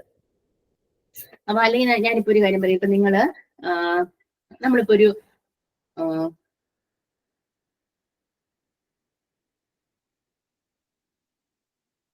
ഏജിന്റെ ബേസിൽ ഇപ്പൊ ഒരു കടയാണ്. ആ കടയില് കമ്പ്യൂട്ടർ ഉണ്ട്, കമ്പ്യൂട്ടർ സെയിൽ ചെയ്യുന്ന ഒരു കടയാണെങ്കിൽ ആ കടയില് ഏജിന്റെ ബേസിൽ ഇപ്പം റിലേറ്റ് ചെയ്ത് നമ്മൾ പറയും ഏജിന്റെ ബേസിൽ ആരൊക്കെ അത് സ്റ്റഡി ചെയ്യാൻ വരുന്നുണ്ടെന്ന് നോക്കുവാണ്. ഇപ്പൊ ഏജ് ഒരു റൂട്ടായിട്ട് കൊടുക്കുക, ഏജ് ഒരു റൂട്ട് നമ്മൾ ഇവിടെ മുമ്പേ കൊടുത്തത് ക്ലൈമറ്റ് കണ്ടീഷനിലെ റൂട്ടായിട്ട് കൊടുത്തു, ഏജ് റൂട്ടായിട്ട് കൊടുത്തിട്ട് നമുക്ക് തന്നെ സ്പ്ലിറ്റ് ചെയ്യാം. ലെസ് ദാൻ 30 വയസ്സിന് താഴെയുള്ളവരുടെ ഒരു സബ്സെറ്റ് കൊടുത്തു. 30-നും 40-നും ഇടയ്ക്കുള്ളവർ അത് എത്രമാത്രം സ്റ്റഡി ചെയ്യാൻ വരുന്നുണ്ട്, 40-ന് മുകളിലുള്ളവർ അങ്ങനെ 3 ബ്രാഞ്ചസ് ആയിട്ട് കൊടുക്കുക. 30-ന് താഴെയുള്ളവരും 30-നും 40-നും ഇടയ്ക്കുള്ളവരും അതുപോലെ 40-ന് കൂടുതലുള്ളവർ അങ്ങനെ 3 ബ്രാഞ്ചസ് ആയിട്ട് കൊടുക്കുക. അപ്പൊ 30 താഴെയുള്ളവരെ സ്റ്റുഡന്റ് ആയിട്ടും 30-നും 40-നും ഇടയ്ക്കുള്ളവർക്ക് നമുക്ക് അവർ ഒരു അതായത് നോർമൽ ആയിട്ടൊരു കണ്ടീഷനിൽ വരുന്നുണ്ടെന്നുള്ളതും അതുപോലെ അല്ലെങ്കിൽ 40 കൂടുതലുള്ളവർക്ക് ഒരു വേറെ എന്തെങ്കിലും ഒരു ക്രെഡിറ്റ് കൊടുത്തു വെക്കുക. അങ്ങനെ നമുക്ക് ഡിവൈഡ് ചെയ്ത് അതിന്റെ സബായിട്ട് പിന്നെ നമ്മൾ നോക്കണം സ്റ്റുഡൻസ് തന്നെ 30 കൂടെ ഉള്ളവർ എത്ര പേര് കമ്പ്യൂട്ടർ നോക്കുന്നുണ്ട് അല്ലെങ്കിൽ സ്റ്റഡി ചെയ്യുന്നുണ്ട്, അല്ലെങ്കിൽ 40 ഗ്രേറ്റർ ദാൻ ഉള്ളവർ എത്ര പേര് എക്സലന്റ് ആയിട്ടുള്ളവരുണ്ട് അല്ലെ ഫെയർ ആയിട്ടുള്ളവരുണ്ട്. അങ്ങനെ നമ്മൾ ഒരു ബേസിൽ നിന്നുകൊണ്ട് ബാക്കി ഡിവൈഡ് ചെയ്ത് ക്ലാസിഫൈ ചെയ്ത് പോകും ഒരു ഡേറ്റയെ. അപ്പൊ അങ്ങനെയാണ് നമുക്ക് ഡിസിഷൻ ട്രീയെ കുറിച്ച് പറയാൻ പറ്റുന്നത്. അപ്പൊ ഇങ്ങനെ നമ്മൾ ഡിസിഷൻ ട്രീ അടുത്ത നോട്ടിൽ പറയുന്നുണ്ട്. അടുത്ത നോട്ടിൽ ഒരു ഡിസിഷൻ ട്രീയെ കുറിച്ച് പറയുമ്പോൾ strength of decision tree approaches, decision tree എടുക്കുമ്പോൾ അതിന്റെ സ്ട്രെങ്തിനെ കുറിച്ച് കുറച്ച് അപ്രോച്ചസ് പറയുന്നുണ്ട്. എങ്ങനെയൊക്കെ നമുക്ക് അതിനെ decision tree can produce comprehensive rules, എങ്ങനെയൊക്കെ റൂളുകൾ അപ്ലൈ ചെയ്യാം. Classification of decision tree without much computation, അതായത് വലിയ കണക്കുകൂട്ടൽ ഇല്ലാതെ നമുക്ക് ക്ലാസിഫൈ ചെയ്തെടുക്കാൻ പറ്റും. Decision tree accommodate both categorical and continuous variable, ഡിസിഷൻ ട്രീക്കകത്ത് കണ്ടിന്യൂസ് വേരിയബിൾസും കാറ്റഗറീസ് ആയിട്ടുള്ള വേരിയബിൾസും കാണാം. Decision trees are clearly show which field for production or classification are most important. അതായത് പ്രൊഡക്ഷനും ക്ലാസിഫിക്കേഷനും ഒക്കെ ഉള്ള ഫീൽഡുകൾ ഏതാണെന്ന് ഡിസിഷൻ ട്രീ കറക്റ്റ് ആയിട്ട് കാണിക്കും. നമ്മൾ പ്രിഡിക്റ്റ് ചെയ്യുക ഇന്നതായാലും ഇന്നത് വരും, നമ്മൾ പ്രിഡിക്റ്റ് ചെയ്യുക. നമ്മൾ അതായത് നമ്മൾ മുമ്പേ ഓവർകാസ്റ്റ് ആണെങ്കിൽ മേഘാവറും ആണെങ്കിൽ പിന്നെ നമ്മൾ യെസ് വെച്ചു ആണെന്നങ്ങ് വെച്ചു അങ്ങനെ പ്രിഡിക്റ്റ് ചെയ്യാം. അല്ലെങ്കിൽ നമ്മൾ എന്തെടുക്കും ക്ലാസിഫിക്കേഷനിലോട്ട് പിന്നെ ജമ്പ് ചെയ്ത് പോകത്തില്ലേ. അങ്ങനെ കുറച്ച് അപ്രോച്ചസ് അവിടെ പറയുന്നുണ്ട്. അതായത് അല്ലെങ്കിൽ പ്രൂണിങ് അൽഗോരിതംസ് ഒക്കെ യൂസ് ചെയ്തുകൊണ്ട് നമുക്ക് ഡെവലപ്പ് ചെയ്യാന്നാണ് പറയുന്നത് ഡിസിഷൻ ട്രീ. പ്രൂണിങ് അൽഗോരിതംസ്, പക്ഷെ നമ്മളിവിടെ നോട്ടിൽ പറഞ്ഞിരിക്കുന്നത് പ്രൂണിങ് അൽഗോരിതം അല്ല, ബേസ് ക്ലാസിഫിക്കേഷനാണ് പറഞ്ഞിരിക്കുന്നത് കേട്ടോ. അപ്പൊ ഇവിടെ പോയിന്റ് പറയുന്ന pruning algorithms can be also costly, many sub trees of candidates have to be created and compared. Pruning algorithms use ചെയ്യാൻ, പക്ഷെ ഇത് ഭയങ്കര കോസ്റ്റ്ലി ആണെന്ന് പറയുന്നുണ്ട്. അപ്പൊ നമ്മൾ ഇനി നമുക്ക് ആ പഴയ എക്സാമ്പിളോട്ട് തന്നെ പോകാം. അപ്പൊ ടെന്നീസ് കളിക്കുന്ന അവർക്ക് നമ്മളിപ്പോ ഒരു റൂട്ടിനോട് നിന്നുകൊണ്ട് സബ് നോഡുകളൊക്കെ നോക്കുക. അങ്ങനെ നോക്കുമ്പോൾ നമുക്ക് എങ്ങനെയാണ് ഇതിന്റെ ആട്രിബ്യൂട്ടുകളെ നമ്മൾ സെലക്ട് ചെയ്ത് നോക്കാം. How to select attributes for creating a tree. ഒരു ട്രീ നമ്മൾ സെലക്ട് ചെയ്യുമ്പോൾ അതിന്റെ ആട്രിബ്യൂട്ടുകളെ നമ്മൾ എങ്ങനെ സെലക്ട് ചെയ്യണം. അപ്പൊ ഇവിടെ നമുക്ക് ഓൾറെഡി ആട്രിബ്യൂട്ട്സുകൾ ഹ്യൂമിഡിറ്റി ആണോ വിൻഡ് ആണോ എന്നൊക്കെ തന്നിട്ടുണ്ട് അല്ലെ, സൺഡേ ആണോ റെയിൻ ആണോ അല്ലെ ഹ്യൂമിഡിറ്റി ആണോ വിൻഡാണോ തന്നിട്ടുണ്ട്. നമ്മൾ പക്ഷെ അതിനെ എങ്ങനെയാണ് മാനേജ് ചെയ്ത് എങ്ങനെയാണ് എടുക്കുന്നതിന് 2 മെത്തേഡ്സ് പറയുന്നുണ്ട്. അതാ എൻട്രോപ്പി ജിനി ഇൻഡെക്സും. അത് എടുത്തെടുത്ത് പറയുന്നില്ലെങ്കിലും പക്ഷെ എൻട്രോപ്പിയുടെ ഇക്വേഷൻസ് നോട്ടി കൊടുത്തിട്ടുണ്ട്. അപ്പൊ നിങ്ങൾ സൈഡിലോട്ട് നോട്ട് ചെയ്ത് വെക്കുക. ആട്രിബ്യൂട്ട്സുകളെ സെലക്ട് ചെയ്യാൻ വേണ്ടി യൂസ് ചെയ്യും. അതായത് ഒരു ട്രീ ഡെവലപ്പ് ചെയ്യണമെന്നുണ്ടെങ്കിൽ അതിന് നമ്മൾ ആട്രിബ്യൂട്ടുകളെ സെലക്ട് ചെയ്യണം. ആ ആട്രിബ്യൂട്ടുകളെ സെലക്ട് ചെയ്യണമെങ്കിൽ അതിനകത്ത് നമുക്ക് 2 മെത്തേഡുകൾ യൂസ് ചെയ്യാം. Information gain and Gini index. Information ഗെയിനും ജിനി ഇൻഡെക്സും. ഈ ഇൻഫോർമേഷൻ ഗെയിൻ എന്ന് പറഞ്ഞാൽ അതിന് മുന്നേ അതായത് ആട്രിബ്യൂട്ട്സുകൾ സെലക്ട് ചെയ്യുന്ന മെത്തേഡിൽ നമ്മൾ സ്പ്ലിറ്റിംഗ് റൂൾസ് എന്നാ പറയുന്നത്. Splitting rules it can be used to best partition a data set. അതായത് ഒരു ഡാറ്റ സെറ്റിൽ നിന്ന് നമ്മൾ സ്പ്ലിറ്റ് ചെയ്യുകയാണ്. ഒരു വലിയ ഡാറ്റ സെറ്റ് കാണുമ്പോൾ അവിടെ നമ്മൾ ഡാറ്റ സ്പ്ലിറ്റ് ചെയ്യുക. അങ്ങനെയാണ് നമ്മൾ ആട്രിബ്യൂട്ട്സുകൾ സെലക്ട് ചെയ്യുന്നത്. അപ്പൊ ഇൻഫോർമേഷൻ ഗെയിൻ എന്ന് പറഞ്ഞാൽ ഒരു മെയിൻ മെത്തേഡ്.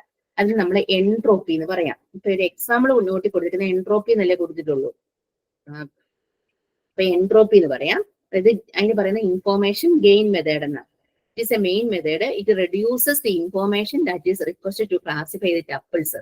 അതായത് ഇൻഫോർമേഷൻസ് റെഡ്യൂസ് ചെയ്തുകൊണ്ട് നമ്മൾ ടപ്പിൾസിനെ ക്ലാസിഫൈ ചെയ്യുക. റോയെ കോളത്തിനെ നമ്മൾ റോയെ ക്ലാസിഫൈ ചെയ്യുക. It reduces the number of tests. അതായത് ഈ ഇൻഫോർമേഷൻ ഗെയിൻ അല്ലെ എൻട്രോപ്പി ടെസ്റ്റുകളുടെ എണ്ണം കുറയ്ക്കുന്നു. അതുപോലെ the attributes with highest information gain is select. അത് ഏറ്റവും കൂടിയ ഇൻഫോർമേഷൻസ് ഉള്ള ആട്രിബ്യൂട്ട്സുകൾ മാത്രം സെലക്ട് ചെയ്യുകയാണ് ഒരു ഡാറ്റ സെറ്റിൽ നിന്നുകൊണ്ട് അല്ലെങ്കിൽ ഒരു ടേബിളിൽ നിന്നുകൊണ്ട് ഇൻഫോർമേഷൻസ് ഏറെയുള്ള ഒരു ഡാറ്റ ആട്രിബ്യൂട്ട്സ് സെലക്ട് ചെയ്യുക. അതാണ് ഇൻഫോർമേഷൻ ഗെയിൻ എന്ന് പറയുന്നത്. അപ്പൊ ഇൻഫോർമേഷൻ ഗെയിൻ ചെയ്യുമ്പോൾ നമ്മൾ ഈ ഓരോ ആട്രിബ്യൂട്ട്സിനെ എൻട്രോപ്പി കാണണം എന്ന് പറയുന്നത്. അതിനുള്ള ഇക്വേഷൻസ് ഇവിടെ കൊടുത്തിട്ടുണ്ട്. എൻട്രോപ്പി കാണുന്ന ഇക്വേഷൻസ്. അതായത് എൻട്രോപ്പി എന്നാന്ന് ചോദിച്ചാല് ഇൻഫോർമേഷൻ ഗെയിൻ എന്നാന്ന് ചോദിച്ചാല് ഒരു മെയിൻ ഒരു ട്രീയെ ആട്രിബ്യൂട്ട്സുകളായിട്ട് നമുക്ക് ഒരു ട്രീയുടെ സബ് ആട്രിബ്യൂട്ട്സുകളായിട്ട് ക്രിയേറ്റ് ചെയ്യണം എന്നുണ്ടെങ്കിൽ അവിടെ നമുക്ക് എന്താണ് സ്പ്ലിറ്റിംഗ് റൂളുകൾ അപ്ലൈ ചെയ്യേണ്ടി വരും. ആ സ്പ്ലിറ്റിംഗ് റൂളുകൾക്കകത്ത് വരുന്ന ഒരു മെത്തേഡാണ് information gain or entropy. There are several tests to decide with the best way to split data. നമുക്കിപ്പോ ഒരു ഡേറ്റ തന്നിട്ട് അതിനെ സ്പ്ലിറ്റ് ചെയ്യാൻ വേണ്ടി പല മെത്തേഡുകളുണ്ട്. അതിനകത്ത് ഒരു മെത്തേഡാണ് എൻട്രോപ്പി, സെക്കൻഡ് മെത്തേഡാണ് ജിനി ഇൻഡെക്സ്. അപ്പം എൻട്രോപ്പിയുടെ ഇക്വേഷൻ അവിടെ കിടക്കുന്നത് കണ്ടോ? എൻട്രോപ്പി ഓഫ് ടി, അതായത് എന്ന് പറഞ്ഞാല് ഇൻഫോർമേഷൻ ഗെയിൻ എന്നാണ് എൻട്രോപ്പി പറയുന്നത്. Of T means attributes is equal to sigma of I is equal to 0 c minus 1 p of I by t log 2 of p of I by t എന്ന് പറഞ്ഞാൽ entropy എന്ന് പറയുന്നത് നമ്മളെ എത്ര ആട്രിബ്യൂട്ട്സിനെ കണ്ടുപിടിക്കാൻ വേണ്ടി സിഗ്മ ഓഫ് അതൊരു റൂളാ, ആ ഒരു ഇക്വേഷൻ വെച്ച് കണ്ടുപിടിക്കാന്നാണ് പറയുന്നത്. അതായത് പി എന്ന് പറയുന്ന പ്രോബബിലിറ്റിയാ. അതിന്റെ പ്രോബബിലിറ്റി I 0 തൊട്ട് ഇവിടെ വരെ പോകണം. ടി മീൻസ് ആട്രിബ്യൂട്ട്സ്, C തൊട്ട് I 0 തൊട്ട് c minus 1. ഫോർ ലൂപ്പ് ഒക്കെ പഠിച്ചിരിക്കുന്ന നമുക്കൊരു കണ്ടീഷൻസ് കൊടുക്കാൻ അറിയാമല്ലോ. അങ്ങനെ നമുക്ക് എൻട്രോപ്പിയെ കാൽക്കുലേറ്റ് ചെയ്യാന്ന് പറഞ്ഞു. അപ്പൊ നിങ്ങൾ ഇവിടെ ഇങ്ങനെ ഒരു ഡിസിഷൻ ട്രീയെ കുറിച്ച് ചോദിച്ചാല് ട്രീ ഡെവലപ്പ് ചെയ്യുമ്പോൾ ആട്രിബ്യൂട്ട്സുകൾ ആദ്യമേ സെലക്ട് ചെയ്യണം. ആട്രിബ്യൂട്ട്സുകൾ സെലക്ട് ചെയ്യാനാണെങ്കിൽ രണ്ട് മെത്തേഡുകളുണ്ട്, ഗെയിൻ മെത്തേഡും ജിനി മെത്തേഡും. ഗെയിൻ മെത്തേഡ് എന്ന് പറഞ്ഞാൽ എൻട്രോപ്പി എന്നാണെന്ന് പറഞ്ഞ് എൻട്രോപ്പിയുടെ ഇക്വേഷൻ എഴുതി വെക്കണം. പിന്നെ സെക്കൻഡ് മെത്തേഡാണ് ജിനി മെത്തേഡ്. ജിനി മെത്തേഡ് എന്ന് പറയുന്നത് ഇത്രയേ ഉള്ളൂ, ഒരു കോസ്റ്റ് ഫംഗ്ഷൻ യൂസ് ചെയ്യുകയാണ് അവിടെ. ജിനി ഇൻഡെക്സ് എന്ന് പറഞ്ഞാൽ cost function use to evaluate split into a database. അതായത് ഇപ്പോൾ അതിൽ നമ്മൾ ഇപ്പോൾ ഒരു ഡേറ്റാബേസിൽ നിന്ന് എങ്ങോട്ട് പോകണം എന്ന് കാൽക്കുലേറ്റ് ചെയ്യുക ജിനി ഇൻഡെക്സ് പറയുന്നത്. അതായത് ഒരു ലാർജർ പോർഷനിലേക്ക് പെട്ടെന്ന് തന്നെ ഈസി സബ്സെറ്റ് എടുക്കും. ഒരു വലിയ സെറ്റിലോട്ട് പോയിട്ട് ഈസി ആയിട്ട് ഒരു സബ്സെറ്റ് എടുക്കാൻ പറ്റും. ഇപ്പൊ പ്രോബബിലിറ്റിയുടെ ഒരു സ്ക്വയർ വെച്ചാണ് നമ്മൾ ജിനി ഇൻഡെക്സ് കാൽക്കുലേറ്റ് ചെയ്യുന്നത്. അതായത് പ്രോബബിലിറ്റി ഇനിയും വരുന്നുണ്ട്. അതിന്റെ ഒരു സ്ക്വയർ വെച്ച് നമുക്ക് ഇൻഡെക്സിനെ കാൽക്കുലേറ്റ് ചെയ്യാൻ പറ്റും. പിന്നെ ഇത് ഗ്രീഡി അൽഗോരിതംസ് യൂസ് ചെയ്താണ് ജിനി ഇൻഡെക്സ് കാണുന്നത്. അപ്പൊ ജിനിയുടെ ഇക്വേഷൻസ് അവിടെ എഴുതി വെക്കുക. Gini of T is equal to 1 minus sigma of I is equal to 0 go to c minus 1 then p of I by 2 the whole square. ആ ഇക്വേഷൻസ് രണ്ടും not ചെയ്ത് വെച്ചോണം. കാരണം ഡിസിഷൻ ട്രീ ഡെവലപ്പ് ചെയ്യാനായിട്ട് ഒരു ട്രീയിൽ നിന്ന് നമ്മൾ എങ്ങനെ ഒരു ആട്രിബ്യൂട്ട് ക്രിയേറ്റ് ചെയ്യണമെന്നുണ്ടെങ്കിൽ ഈ രണ്ട് ഇക്വേഷൻസ് യൂസ് ചെയ്താണ് ചെയ്യുന്നതെന്നാണ് പറയുന്നത്. പക്ഷെ അതിനകത്ത് വലിയ എക്സാമ്പിൾസ് വെച്ച് തന്നിട്ടില്ല. ഇങ്ങനെ ചെയ്യുമ്പോൾ നമുക്ക് ക്ലാസിഫൈ ചെയ്തെടുക്കുമ്പോൾ നമുക്ക് ചിലപ്പോൾ എറേഴ്സ് സംഭവിക്കാം. അതായത് ട്രെയിനിങ് എറേഴ്സും സംഭവിക്കാം, ജനറലൈസേഷൻ എറേഴ്സും സംഭവിക്കാം. അതായത് നമ്മൾ പൂർണ്ണം പ്രൊഡക്റ്റ് ചെയ്ത് വെച്ചാൽ ഒരു അസംഷനിൽ എത്തിച്ചേർന്നാല് അവിടെ നമുക്ക് പലതരത്തിലുള്ള എറേഴ്സ് സംഭവിക്കാം. അതാണ് ട്രെയിനിങ് എറേഴ്സും ജനറലൈസേഷൻ എറേഴ്സും ഒന്ന് ജസ്റ്റ് വായിച്ച് നോക്കിയാൽ മതി. അടുത്തത് പറയുന്നത് modes for selecting the best split. അതായത് algorithms for decision tree induction. Decision tree ഇൻഡക്സിന് യൂസ് ചെയ്യുന്ന അൽഗോരിതംസ് ഇവിടെ പറയുന്നത് ബേസിയൻ ക്ലാസിഫിക്കേഷൻ ആണ് പറയുന്നത്. അത് ഇമ്പോർട്ടന്റ് ആണ്. ക്വസ്റ്റ്യൻ പേപ്പറിലൊക്കെ പ്രീവിയസ് ക്വസ്റ്റ്യൻ പേപ്പറിലൊക്കെ ക്വസ്റ്റ്യൻ കണ്ടിട്ടുണ്ട്. അതായത് ബേസിയൻ ക്ലാസിഫിക്കേഷൻ, അതായത് ബേസിയൻ തിയറം വെച്ചാണ് അത് ക്ലാസിഫൈ ചെയ്യുന്നത്. ബേസിയൻ തിയറം അതായത് പ്രോബബിലിറ്റി കാൽക്കുലേറ്റ് ചെയ്തിട്ട് പർട്ടിക്കുലർ ക്ലാസ്സിലോട്ട് ഏസോർണോ ആണോ ഗുഡ് ഓർ ബാഡ് ആണോ എന്ന ക്ലാസ്സിലേക്ക് ഉദ്ദേശിച്ച ടപ്പിൾസിനെ നമുക്ക് കൊണ്ടുവരാൻ പറ്റും. ആ ഒരു ബേസിയൻ തിയറം വെച്ചാണ് ഇവിടെ പറയാൻ പോകുന്നത്. അതൊരു പ്രോബബിലിറ്റി അതിനെ കാൽക്കുലേറ്റ് ചെയ്യും. പ്രോബബിലിറ്റി എങ്ങനെ കാൽക്കുലേറ്റ് ചെയ്യുന്നതെന്ന് ചോദിച്ചാല് ഇക്വേഷൻസ് ഉണ്ട്. Probability of A by B is equal to probability of B by A into probability of A by probability of B. അത് തൊട്ട് അടുത്ത നോട്ടിൽ കിടപ്പുണ്ട്. പ്രോബബിലിറ്റി എങ്ങനെ കണ്ടുപിടിക്കാം, ആ ഇക്വേഷൻ പഠിച്ചു വെക്കണം. ബേസിയൻ തിയറം എന്താന്ന് പറയണം. എന്നിട്ട് പ്രോബബിലിറ്റി യൂസ് ചെയ്താണ് ബേസിയൻ തിയറം വെച്ചാണ് നമ്മളിത് കാൽക്കുലേഷൻ നടക്കുന്നതെന്ന് പറയുക. എന്നിട്ട് ആ ഇക്വേഷൻ നോട്ട് ചെയ്ത് വെക്കുക. നെക്സ്റ്റ് നോട്ട് പേജ് കിടപ്പുണ്ട്. Probability of P of A by B is equal to P of B by A into P of A divided by P of B എന്നല്ല കിടക്കുന്നത്. അതാണ് പ്രോബബിലിറ്റി കാണാനുള്ള ഇക്വേഷൻ. അതെന്തായാലും by heart ആക്കി വെക്കണം. അതായത് ബേസ് ലോ പറയുന്നത് it is use to determine the probability of a hypothesis with prior knowledge. അതായത് ഉള്ള ഒരു നോളജിന്റെ ബേസിൽ ഹൈപ്പോത്തസിന്റെ പ്രോബബിലിറ്റി നമുക്ക് ഫൈൻഡ് ചെയ്യാൻ പറ്റും. എങ്ങനെയാണ് അനുമാനിക്കേണ്ടത് എന്നുള്ളത് നമ്മുടെ ഉള്ള ഒരു അറിവ് വെച്ച്. അതാണ് ബേസ് ലോ പറയുന്നത്. ആ ഇക്വേഷൻസ് ഒന്ന് നോട്ട് ചെയ്ത് വെക്കുക. ഇനി എങ്ങനെയാണ് പ്രോബബിലിറ്റി ഓഫ് എ എന്ന് പറയുക, എ ബൈ ബി എന്ന് പറയുന്നത്? It is a posterior probability. അതായത് P of A by B എന്ന് പറയുന്നത് വായിക്കുന്നത് probability of A by B എന്ന് പറഞ്ഞാൽ പോസ്റ്റീരിയർ പ്രോബബിലിറ്റി. നോട്ട് ചെയ്ത് വെച്ചോ, എടുത്തു പറയുന്നില്ല നോട്ടില്, അതുകൊണ്ട് നോട്ട് ചെയ്ത് വെച്ചോണം. Posterior probability, that is probability of a hypothesis A on the observed event B. അതായത് പ്രോബബിലിറ്റി ഓഫ് ഹൈപ്പോത്തസിസ് എ എന്ന് പറയുന്ന ഹൈപ്പോത്തസിന്റെ പ്രോബബിലിറ്റി എന്ന് പറയുന്നത് ബി എന്ന് പറയുന്ന ഇവന്റിനെ നമുക്ക് ഒബ്സർവ് ചെയ്തെടുക്കാൻ പറ്റും. അതായത് ബി എന്ന് പറയുന്ന ഒബ്സർവ്ഡ് ഇവന്റിന്റെ ഒരു ബേസിൽ നമുക്ക് എ എന്ന് പറയുന്ന ഹൈപ്പോത്തസിന്റെ ഒരു പ്രോബബിലിറ്റി ഫൈൻഡ് ചെയ്യാൻ പറ്റും. അതാണ് probability of A by B, that is posterior probability. Note ചെയ്ത് വെച്ചല്ലോ. അതിന് വേണ്ടത് നമുക്ക് അത് കാൽക്കുലേറ്റ് ചെയ്യുന്നത് എങ്ങനെയാണ്? Probability of B by A into probability of A divided by probability of B. അത് വെച്ചാണ് നമ്മൾ ഈ ഒരു പോസ്റ്റീരിയർ പ്രോബബിലിറ്റി കണ്ടുപിടിക്കുന്നത്. അപ്പൊ നമുക്കിനി probability of B by A എന്താണെന്ന് നോക്കാം. ദാറ്റ് ഈസ് ലൈക്ലിഹുഡ് പ്രോബബിലിറ്റി എന്ന് പറയുന്നത്. എ ബൈ ബി എന്ന് പറഞ്ഞാൽ പോസ്റ്റീരിയർ പ്രോബബിലിറ്റി ആണ്. അതുപോലെ ബി ബൈ എ എന്ന് പറഞ്ഞാൽ ലൈക്ലിഹുഡ് പ്രോബബിലിറ്റിയാണ്. എന്ന് പറഞ്ഞാല് probability of the evidence given that the probability of a hypothesis is true. അതായത് ബിയുടെ ബേസില് ഹൈപ്പോത്തസിസ് ട്രൂ ആൻ സാധ്യതയുണ്ട് എന്നാ പറയുന്നത്. ബിയുടെ ബേസില് ബി എന്തെങ്കിലും ഒരു വാല്യൂ കാണൂല, അതിന്റെ ബേസില് നമുക്കൊരു ഹൈപ്പോത്തസിസ്, നമ്മളൊരു അനുമാനത്തിൽ എത്തുന്നുണ്ട്, അത് ട്രൂ ആകാൻ സാധ്യതയുണ്ട്. അതാണ് ലൈക്ലിഹുഡ് പ്രോബബിലിറ്റി പറയുന്നത്. ഇനി പി ഓഫ് എ എന്താന്ന് നോക്കാം. ഇനി പി ഓഫ് എ എന്ന് പറയുന്നത് പ്രയർ പ്രോബബിലിറ്റി. പ്രയർ അതായത് probability of hypothesis before observing the evidence. അതായത് എവിഡൻസ് കാൽക്കുലേറ്റ് ചെയ്യുന്നതിന് മുൻപേ നമ്മൾ പ്രയർ ആയിട്ട് ഡിസൈഡ് ചെയ്ത് വെച്ച ഹൈപ്പോത്തസിന്റെ പ്രോബബിലിറ്റിയാണ് പ്രോബബിലിറ്റി ഓഫ് എ. അപ്പൊ ആ മൂന്ന് ടേമും നമ്മൾ നല്ലതോടെ മനസ്സിലാക്കി വെച്ചാൽ നമുക്ക് ഇതിന്റെ ആൻസർ ബേസൽ ക്ലാസിഫിക്കേഷനിലെ ബേസൽ തീറം വെച്ച് എങ്ങനെയാണ് ഡിസിഷൻ ട്രീ കാൽക്കുലേഷൻ നടത്തുന്നതെന്ന് ചോദിച്ചാൽ നമ്മൾ ആദ്യമേ പറയുക ബേസിയൻ തീറം യൂസ് ചെയ്തുകൊണ്ടാണ് ചെയ്യുന്നത്. അപ്പൊ ബേസിയൻ തീറം എന്താണെന്ന് ചോദിച്ചാൽ എന്താ പറയുന്നത്? It is used to determine the probability of a hypothesis with prior knowledge. ഉള്ള ഒരു നോളജ് വെച്ചിന്റെ ബേസിൽ ഹൈപ്പോത്തസിന്റെ പ്രോബബിലിറ്റി നമ്മൾ ഫൈൻഡ് ചെയ്യുക. Probability of a hypothesis with prior knowledge. എന്നിട്ട് ആദ്യമേ ഇക്വേഷൻ എഴുതി വെക്കുക. ഇപ്പൊ പറഞ്ഞ ഇക്വേഷൻസ് എഴുതി വെക്കുക. എന്നിട്ട് ആ ഇക്വേഷൻസ് എന്താണ്? Probability of A by B എന്ന് പറയുന്ന പോസ്റ്റീരിയർ പ്രോബബിലിറ്റി ആണ്. Probability of B by A എന്ന് പറയുന്ന ലൈക്ലിഹുഡ് പ്രോബബിലിറ്റി ആണ്. ഇനി പ്രോബബിലിറ്റി ഓഫ് എ എന്ന് പറയുന്നത് പ്രയർ പ്രോബബിലിറ്റി ആണ്. അതുപോലെ പ്രോബബിലിറ്റി ഓഫ് ബി എന്ന് പറയുന്നത് മാർജിനൽ പ്രോബബിലിറ്റി ആണ്. അപ്പൊ ഓരോ ടേമും എടുത്തിട്ട് അതിന്റെ എക്സ്പ്ലനേഷൻ എഴുതി വെക്കുക. Probability of A by B എന്ന് പറയുമ്പോൾ എന്താണ്? അതായത് ബി എന്ന് പറയുന്ന ഒരു ബേസിൽ എ എന്ന് പറയുന്ന ഒരു ഹൈപ്പോത്തസിന്റെ പ്രോബബിലിറ്റി ഉണ്ടോ, നമ്മൾ ബിക്കകത്ത് എ ഉണ്ടോ എന്ന് ഫൈൻഡ് ചെയ്യുക. ബിക്കകത്ത് എ ഉണ്ടോ എന്ന് ഫൈൻഡ് ചെയ്യുക. അതാണ് പോസ്റ്റീരിയർ പ്രോബബിലിറ്റി. ഇനി ബി ബൈ എ എന്ന് പറയുമ്പോൾ ലൈക്ലിഹുഡ് അല്ലേ? അതായത് ബിയുടെ ബേസിൽ ഹൈപ്പോത്തസിസ് ട്രൂ ആവാൻ സാധ്യതയുണ്ട്. ബിയുടെ ബേസിൽ ഹൈപ്പോത്തസിസ് നമ്മൾ എത്തിച്ചേരുന്ന അനുമാനം ട്രൂ ആവാൻ സാധ്യത ഉണ്ടെന്ന് കാൽക്കുലേറ്റ് ചെയ്യണം. അതാണ് ലൈക്ലിഹുഡ് പ്രോബബിലിറ്റി. ഇനി പി ഓഫ് എ എന്ന് പറഞ്ഞാൽ prayer probability.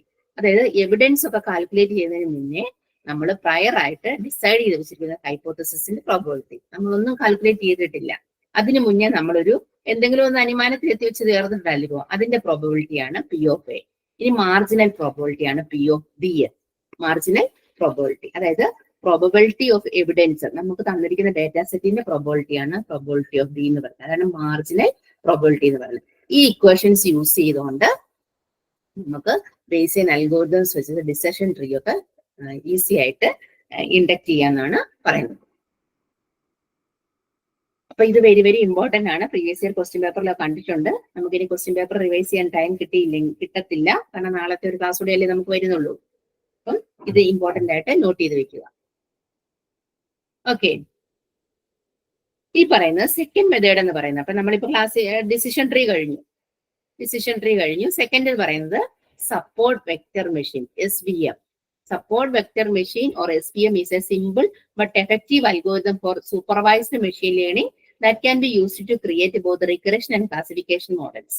SVM algorithms for both linear and non-linear separatable data set will work. അതായത് റിഗ്രഷനും മെഷീൻ ലാംഗ്വേജും ഒക്കെ ക്രിയേറ്റ് ചെയ്യാൻ യൂസ് ചെയ്യാം. ഏത് ഈ SVM സപ്പോർട്ട് വെക്ടർ മെഷീൻ. ഇപ്പൊ ലീനിയർ അല്ലെ നോൺ ലീനിയർ ഡാറ്റ സെറ്റുകളെ സെപ്പറേറ്റ് ചെയ്യാവുന്ന ഡാറ്റ സെറ്റുകൾക്ക് SVM അൽഗോരിതംസും യൂസ് ചെയ്യാം. ഞാൻ ഫിഗർ ഒന്ന് നോക്കിയേ. There are an infinite number of hyperplane that separate two linearly separatable classes. അതായത് ഒരു ഹൈപ്പർപ്ലെയിൻ ഒക്കെ വെച്ചാണ് അത് എക്സ്പ്ലെയിൻ ചെയ്തിരിക്കുന്നത്.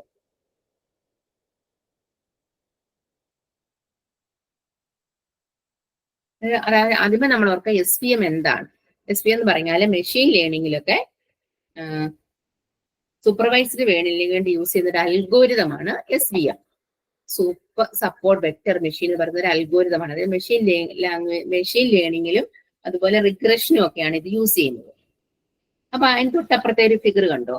നമ്മൾ നോക്കുമ്പോൾ കുറച്ച് ലൈൻസ് ഉണ്ട്, കുറെ ഡോട്ട് ഉണ്ട്. അവിടെ maximum margin decision hyper plane, support vector margin is maximized, triangle എന്നൊക്കെ പറയും, അല്ലെ ഒരു സർക്കിൾ ഒക്കെ കാണുന്നില്ലേ?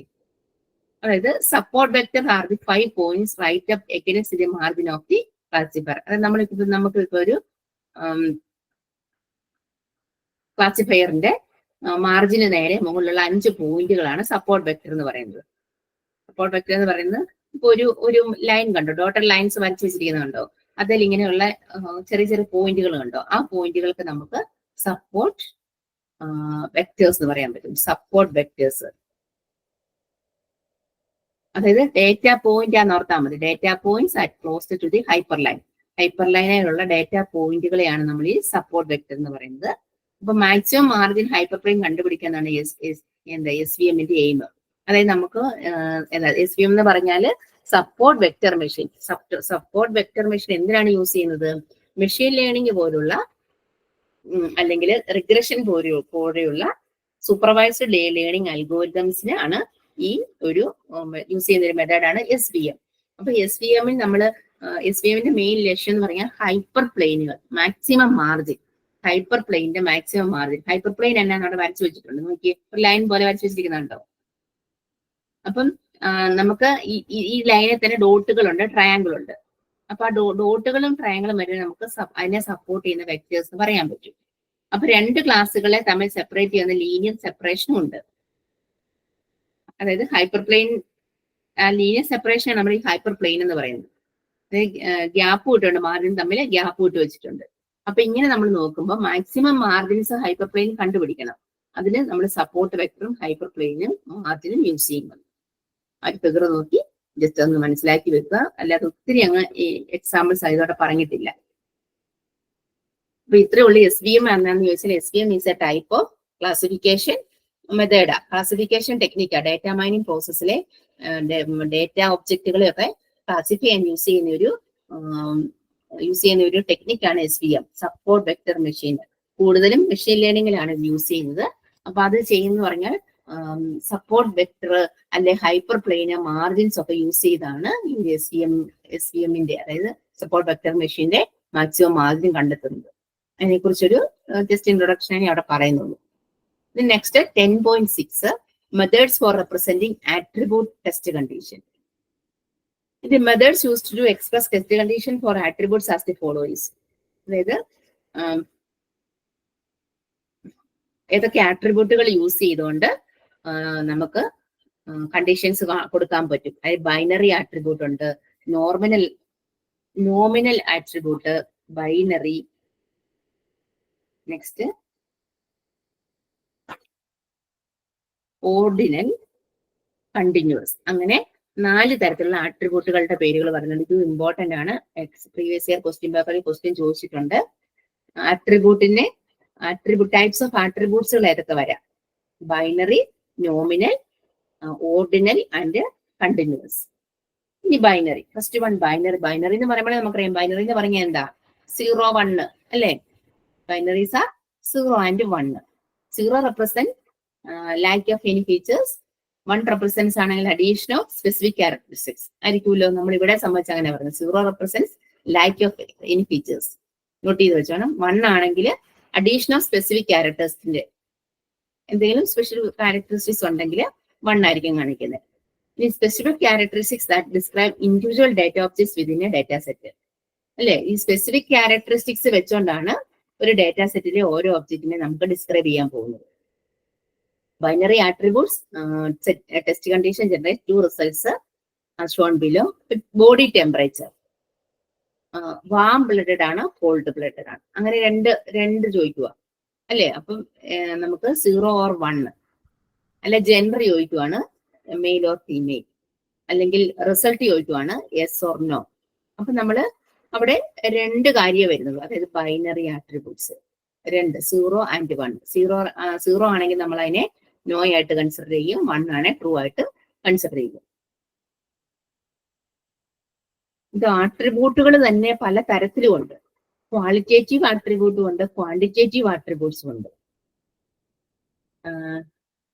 ഈ നോമിനൽ ആട്രിബ്യൂട്ട്സും ഓർഡിനറിയും ബൈനറി ആട്രിബ്യൂട്ട്സും എല്ലാം ക്വാളിറ്റേറ്റീവാണ്. ക്വാണ്ടിറ്റേറ്റീവ് എന്ന് പറഞ്ഞാൽ ന്യൂമറിക്ക്, കണ്ടിന്യൂസ്, ഡിസ്ക്രീറ്റ്. നമുക്ക് ഇതിനകത്ത് ഇപ്പം ന്യൂമറസ്, കണ്ടിന്യൂസ് ആട്രിബ്യൂട്ട് ക്വാണ്ടിറ്റേറ്റീവാണ്. അതുകൂടെ ഒന്ന് സൈഡിൽ നോട്ട് ചെയ്ത് വെച്ചാൽ ആട്രിബ്യൂട്ട്സിനെ പിന്നെയും ക്ലാസിഫൈ ചെയ്തിട്ടുണ്ട്, ക്വാളിറ്റേറ്റീവും ക്വാണ്ടിറ്റേറ്റീവും. പിന്നെ നമുക്ക് ക്വാളിറ്റേറ്റീവ് ആണ് ഇപ്പൊ പറഞ്ഞ ബൈനറി. അതുപോലെ ഇനി പറയാൻ പോകുന്ന നോമിനലും ഏതാണ്, ക്വാളിറ്റേറ്റീവ് ആണ്. നോട്ട് ചെയ്ത് വെക്കണം. ഫസ്റ്റ് വൺ ബൈനറി പറഞ്ഞു. ബൈനറിക്ക് 2 സ്റ്റേജ് ആണുള്ളത്, 0യും 1ഉം. 0 ആണെങ്കിൽ നോ ആയിരിക്കും, അത് നെഗറ്റീവ് ആയിരിക്കും. 1 ആണെങ്കിൽ പോസിറ്റീവ് ആയിരിക്കും. Body temperature warm blooded yes, cold blooded no ആണെങ്കിൽ അവിടെ യെസിനെ ആയിരിക്കും ആദ്യമേ കൺസിഡർ ചെയ്ത് പോകുന്നത് അല്ലേ. അല്ലെങ്കിൽ gender M or F, result വരുവാണ് ജയിച്ചോ അല്ലെ, യെസ് ഓർ നോ, അങ്ങനെയുള്ള ക്വസ്റ്റ്യൻസ് വരുന്നതിനെയാണ് നമ്മൾ ബൈനറി ആട്രിബ്യൂട്ടുകളായിട്ട് കൊടുക്കുന്നത്. ഇനി നോമിനൽ ആട്രിബ്യൂട്ട് ഉണ്ട്. നോമിനൽ ആട്രിബ്യൂട്ട്സ് എന്ന് പറഞ്ഞാൽ ഇത് values represent different categories of label. അതായത് ഡിഫറെന്റ് കാറ്റഗറീസ് ഓഫ് ലേബലെ ഡിഫറെന്റ് കാറ്റഗറി ആയിട്ട് കൊടുക്കുക. ഇപ്പൊ എക്സാമ്പിൾ അവിടെ പറഞ്ഞിരിക്കുന്ന മറൈറ്റൽ സ്റ്റാറ്റസ്, അതായത് as many values may exist for the nominal attributes, it's text condition can be expressed in to 2 respects. അതായത് marital status കൊടുത്തിട്ട് സിംഗിൾ ആണോ, ഡിവോഴ്സ്ഡ് ആണോ, മാരീഡ് ആണോ, അങ്ങനെ ചോദിക്കാം. മറൈറ്റൽ സ്റ്റാറ്റസ് നമുക്കല്ലേ പെട്ടെന്ന് മനസ്സിലാക്കാൻ ഞാൻ പറയാം. ഡിഫറെന്റ് കാറ്റഗറീസിന് ലേബൽ കൊടുത്തപ്പോ ഡിഫറെന്റ് കാറ്റഗറി, ഡൈവോഴ്സ് എന്ന് ഡൈവോഴ്സ് എന്ന് കൊടുത്താൽ പിന്നെ നമുക്ക് അവിടെ പിന്നെ അതിന് സബായിട്ട് വരാനില്ലല്ലോ. അതായത് മറൈറ്റൽ സ്റ്റാറ്റസിന് 3 ഓപ്ഷൻസ് വന്നു അല്ലേ, സിംഗിൾ, മാരീഡ്, ഡൈവോഴ്സ്ഡ്. അല്ലെങ്കിൽ നമ്മളിപ്പോ ഒരു കളർ ചോദിക്കുവാണെങ്കിൽ ബ്ലാക്കോ വൈറ്റോ മെറൂണോ ഏതാണ് അങ്ങനെ എടുത്ത് ചോദിക്കത്തില്ലേ. അല്ലെങ്കിൽ നമ്മളൊരു കാറ്റഗറി ഡേറ്റ കൊടുക്കുക, ഇപ്പം ലെക്ചറർ ആണോ, പ്രൊഫസർ ആണോ, അസിസ്റ്റന്റ് പ്രൊഫസർ ആണോ അല്ലെ. ഒരു ഫാക്കൽറ്റിന്ന് മാത്രമേ കൊടുത്തിട്ടുള്ളെങ്കിൽ നമുക്ക് അവിടെ പിന്നെയും ചോദിക്കാം ലെക്ചറർ ആണോ, പ്രൊഫസർ ആണോ, അത് അസിസ്റ്റന്റ് പ്രൊഫസർ ആണോ, അസോസിയേറ്റ് പ്രൊഫസർ ആണോ. അങ്ങനെ ഒരു ആട്രിബ്യൂട്ട് തന്നെ പല വാല്യൂസ് കൊടുത്ത് ചെയ്യത്തില്ലേ, അതിനാണ് നമ്മൾ നോമിനൽ ആട്രിബ്യൂട്ട്സ് എന്ന് പറയുന്നത്. ഒരു ആട്രിബ്യൂട്ട് തന്നെ പല വാല്യൂസ് കൊടുക്കുന്നത്. അതാണ് ഇപ്പൊ എക്സാമ്പിളിൽ പറഞ്ഞിരിക്കുന്നത്. മറൈറ്റൽ സ്റ്റാറ്റസ് ഒരു ആട്രിബ്യൂട്ട് ആണെങ്കിൽ അതിന് പല വാല്യൂസ് വന്നു, സിംഗിള്, ഡൈവോഴ്സ്ഡ്, മാരീഡ്. അതായത് ഓർഡർ ഒന്നുമില്ല, നമ്മുടെ നെയിം ലേബലിനെ ഒക്കെ റെപ്രസെന്റ് ചെയ്താൽ പോകുന്നതേ ഉള്ളൂ.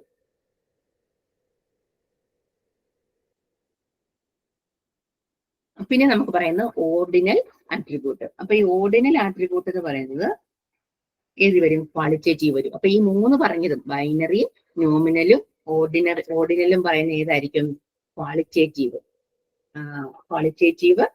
ആട്രിബ്യൂട്ട്സ് ആയിരിക്കും. ഇനി ക്വാളിറ്റേറ്റീവ് ആട്രിബ്യൂട്ട്സ് എന്ന് പറയുമ്പോൾ, ഓർഡിനൽ ആട്രിബ്യൂട്ട്സ് എന്ന് പറയുമ്പോൾ വാല്യൂസ് പൊസസസ് മീനിങ് ഓർഡർ. ഒരു മീനിങ് ഓർഡറിലെ വാല്യൂ കൊടുക്കാൻ പറ്റത്തുള്ളൂ. അതായത് it can also create splits the binary to multiple ways. Ordinal attributes values may be grouped unless the grouping violates the attributes values order property. അതായത് നമ്മളിപ്പോ meaning order കൊടുക്കണമെന്ന് പറഞ്ഞാൽ ഏറ്റവും നല്ല എക്സാമ്പിൾ നമ്മൾ ഗ്രേഡിങ് കൊടുക്കുന്നത്. ഗ്രേഡ് ഇപ്പൊ 10ാം ക്ലാസ് പാസ്സാകുമ്പോൾ നമുക്ക് A+B+C+D+ എന്നൊക്കെ ഇല്ലേ. അപ്പം ആട്രിബ്യൂട്ട് ഗ്രേഡ് കൊടുത്താൽ നമ്മൾ വാല്യൂസ് കറക്റ്റ് ആയിട്ട് കൊടുത്തിരിക്കണം, ABCDE. ബേസിക് പേയുടെ സാലറി കൊടുത്താൽ, ബേസിക് പേ എന്ന് പറയുന്ന ഒരു സ്കെയിൽ കൊടുത്താൽ നമ്മളവിടെ സാലറി കറക്റ്റ് ആയിട്ട് വാല്യൂസ് കൊടുത്തിരിക്കണം. അതായത് വാല്യൂസിന് മീനിങ് ആയിട്ടുള്ള ഒരു ഓർഡർ ഉണ്ട്, അതിനെയാണ് ഓർഡിനൽ ആട്രിബ്യൂട്ട്സ് എന്ന് പറയുന്നത്. അതായത് ഒരു വാല്യൂസ് എപ്പോഴും ഒരു പ്രിസീഡിയൻസിനെ സൂചിപ്പിക്കുക അല്ലെ. വാല്യൂസിന് മീനിങ് ആയിട്ടൊരു ഓർഡർ ഉണ്ടെങ്കിൽ അത് പറയുന്നത് ഓർഡിനൽ ആട്രിബ്യൂട്ടാണ്. എക്സാമ്പിൾ, ഏറ്റവും നല്ല എക്സാമ്പിൾ ഗ്രേഡ്. ഗ്രേഡ് എന്ന് പറയുന്ന ആട്രിബ്യൂട്ട് എടുത്താൽ അവിടെ ABCDE അല്ലെ അങ്ങനെ പറയുന്ന ഗ്രേഡിലേ വരത്തുള്ളൂ, അങ്ങനെ പറയുന്ന വാല്യൂസേ വരത്തുള്ളൂ. അല്ലെങ്കിൽ ഇപ്പൊ ഒരു പേപ്പർ സൈസ് എടുക്കുക, നമ്മളെ സംബന്ധിച്ച് നമ്മൾ പേപ്പർ സൈസ് എടുക്കുവാണെങ്കിൽ A4 ഒരു പേപ്പർ സൈസ്. പേപ്പർ സൈസ് എടുത്താല് പേപ്പർ സൈസിൽ ഏതൊക്കെ വരാം? Long, short, middle, A4, legal, അങ്ങനെ പലത് വേണേലും വരത്തില്ലേ? അപ്പൊ പേപ്പർ സൈസ് എന്ന് പറയുന്ന ഒരു ആട്രിബ്യൂട്ടിന് പല വാല്യൂസ് വരാം. പല വാല്യൂസ് പറഞ്ഞാൽ ഈ വാല്യൂസേ ഉള്ളൂ, അത് മീനിങ് ഓർഡറിലേ അത് പോകത്തുള്ളൂ. ഓക്കെ, പിന്നെ പറയുന്ന ലാസ്റ്റ് കണ്ടിന്യൂസ് ആട്രിബ്യൂട്ടേ പറയുന്നുള്ളൂ. കണ്ടിന്യൂസ് ആട്രിബ്യൂട്ടിന് ക്വാണ്ടിറ്റേറ്റീവ് ആട്രിബ്യൂട്ട് ആണ് കേട്ടോ, ക്വാണ്ടിറ്റേറ്റീവ് ആണ്. പിന്നെ അതായത് കണ്ടിന്യൂസ് ആട്രിബ്യൂട്ട് എന്ന് പറഞ്ഞാൽ it can takes infinite number of possible values with a given range. ഒരു റേഞ്ചിൽ നിന്നോട് നമ്മൾ infinite number of possible values പറയുക. ഒരു റേഞ്ചിൽ നിന്നോട് നമ്മൾ പല വാല്യൂസ് കൊടുക്കാൻ പറ്റുമോ? അതായത് അതിന് ഏറ്റവും നല്ല എക്സാമ്പിൾ ഒരു ഹൈറ്റ് എന്ന് പറയുന്ന ഒരു സ്റ്റുഡൻസിന്റെ ഹൈറ്റ് കണ്ടുപിടിക്കുക. അങ്ങനെ ഒരു ആട്രിബ്യൂട്ട് ബേസ് ഉണ്ടെങ്കിൽ നമുക്ക് അതിന്റെ വാല്യൂസ് പറയുന്ന ആ ക്ലാസ്സിലെ സ്റ്റുഡൻസിന് 5 അടി തൊട്ട് 6 അടി വരെയുള്ള പിള്ളേർ കാണും. 5.1, 5.2, 5.3 അങ്ങനെ പല, അല്ലെ 6.2, 6 അടി 2 ഇഞ്ചൊക്കെ ഉണ്ട് കാണത്തില്ലേ? അങ്ങനെ പല ഹൈറ്റുകളും. അതുപോലെ വെയിറ്റ് ആണെങ്കിലും, വെയിറ്റ് എടുത്താലും എന്താണ്, വെയിറ്റ് ആട്രിബ്യൂട്ട് എടുത്താല് അതിപ്പോ ഇപ്പം 20 കിലോ ഉള്ളവരും കാണും, 50 കിലോ ഉള്ളവർ കാണും, 100 കിലോ ഉള്ളവർ കാണും, അങ്ങനെ പല വാല്യൂസ് വരിക. അങ്ങനെ എടുക്കുന്ന ആട്രിബ്യൂട്ട്സുകളാണ് കണ്ടിന്യൂസ് ആട്രിബ്യൂട്ട്സ്. അതായത് അതൊരു ക്വാണ്ടിറ്റേറ്റീവ് ആട്രിബ്യൂട്ട് ആണ്. It can take infinite number of possible values. നമുക്ക് ഇൻഫിനിറ്റ് ആയിട്ട് പോസിബിൾ വാല്യൂസ് വരാം. അത് ഹൈറ്റും വെയിറ്റും ഒക്കെ ഓർത്താൽ മതി. അത് ക്വാണ്ടിറ്റേറ്റീവ്. പിന്നെ ക്വാണ്ടിറ്റേറ്റീവിനകത്ത് വേറൊരെണ്ണം കൂടെ വരുന്നുണ്ട്, അത് നോട്ട് തന്നിട്ടില്ല, നിങ്ങൾ നോട്ട് ചെയ്ത് വെച്ചോ. ഡിസ്ക്രീറ്റ് ആട്രിബ്യൂട്ടുകൾ ഉണ്ട്. ഡിസ്ക്രീറ്റ് എന്ന് പറഞ്ഞാൽ it can take specific separate values rather than. അതായത് റാദർ ദാൻ റേഞ്ച്, അതായത് ഒരു it can take specific separate values rather than range. അതായത് ഇപ്പൊ നമുക്കൊരു സിപ്പ് കോഡ് കൊടുക്കുക, സിപ്പ് കോഡ് എന്നൊരു ആട്രിബ്യൂട്ട് ഉണ്ടെങ്കിൽ അതിനകത്ത് വാല്യൂസ് വരുന്നുണ്ട്, അതൊരു സ്പെസിഫിക് റേഞ്ചിലേ വരത്തുള്ളൂ, 6 ഡിജിറ്റേ വരത്തുള്ളൂ. ഓരോ ഏരിയയ്ക്കും ഓരോ സിപ്പ് കോഡായിരിക്കും, അല്ലേ? കോട്ടയം ജില്ല തന്നെ എടുക്കുവാണെങ്കിലും പല ഏരിയ വരുന്നുണ്ട്, അപ്പം പല സിപ്പ് കോഡിങ് വരാം. അങ്ങനെ വരുന്ന ആട്രിബ്യൂട്ട്സുകൾ ഉണ്ടെങ്കിൽ അതിനെ ഡിസ്ക്രീറ്റ് ആട്രിബ്യൂട്ട്സ് പറയുന്നു. ഇപ്പം നമ്മളോട് നമ്മുടെ പ്രൊഫഷൻ ചോദിക്കുക, പ്രൊഫഷൻ ചോദിക്കാൻ നമുക്ക് ടീച്ചർ ആണെന്നോ ബിസിനസ്മാൻ ആണെന്നോ ഗവൺമെന്റ് എംപ്ലോയി ആണെന്നോ എന്ത് വേണമെങ്കിലും കൊടുക്കത്തില്ലേ? അങ്ങനെ എടുക്കുന്ന വാല്യൂസ് ആണ് ഡിസ്ക്രീറ്റ്. അതിൽ ഏറ്റവും നല്ല സിപ്പ് കോഡ് കൊടുത്താൽ, സിപ്പ് കോഡ് ആവുമ്പോൾ നമുക്ക് പെട്ടെന്ന് ഐഡന്റിഫൈ ചെയ്യാൻ പറ്റും.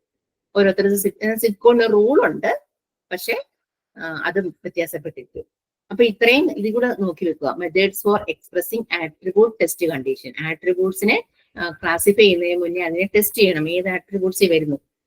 അത് 2 തരത്തിലുണ്ട്, ക്വാണ്ടിറ്റേറ്റീവ് ഉണ്ട്, ക്വാളിറ്റേറ്റീവ് ഉണ്ട്.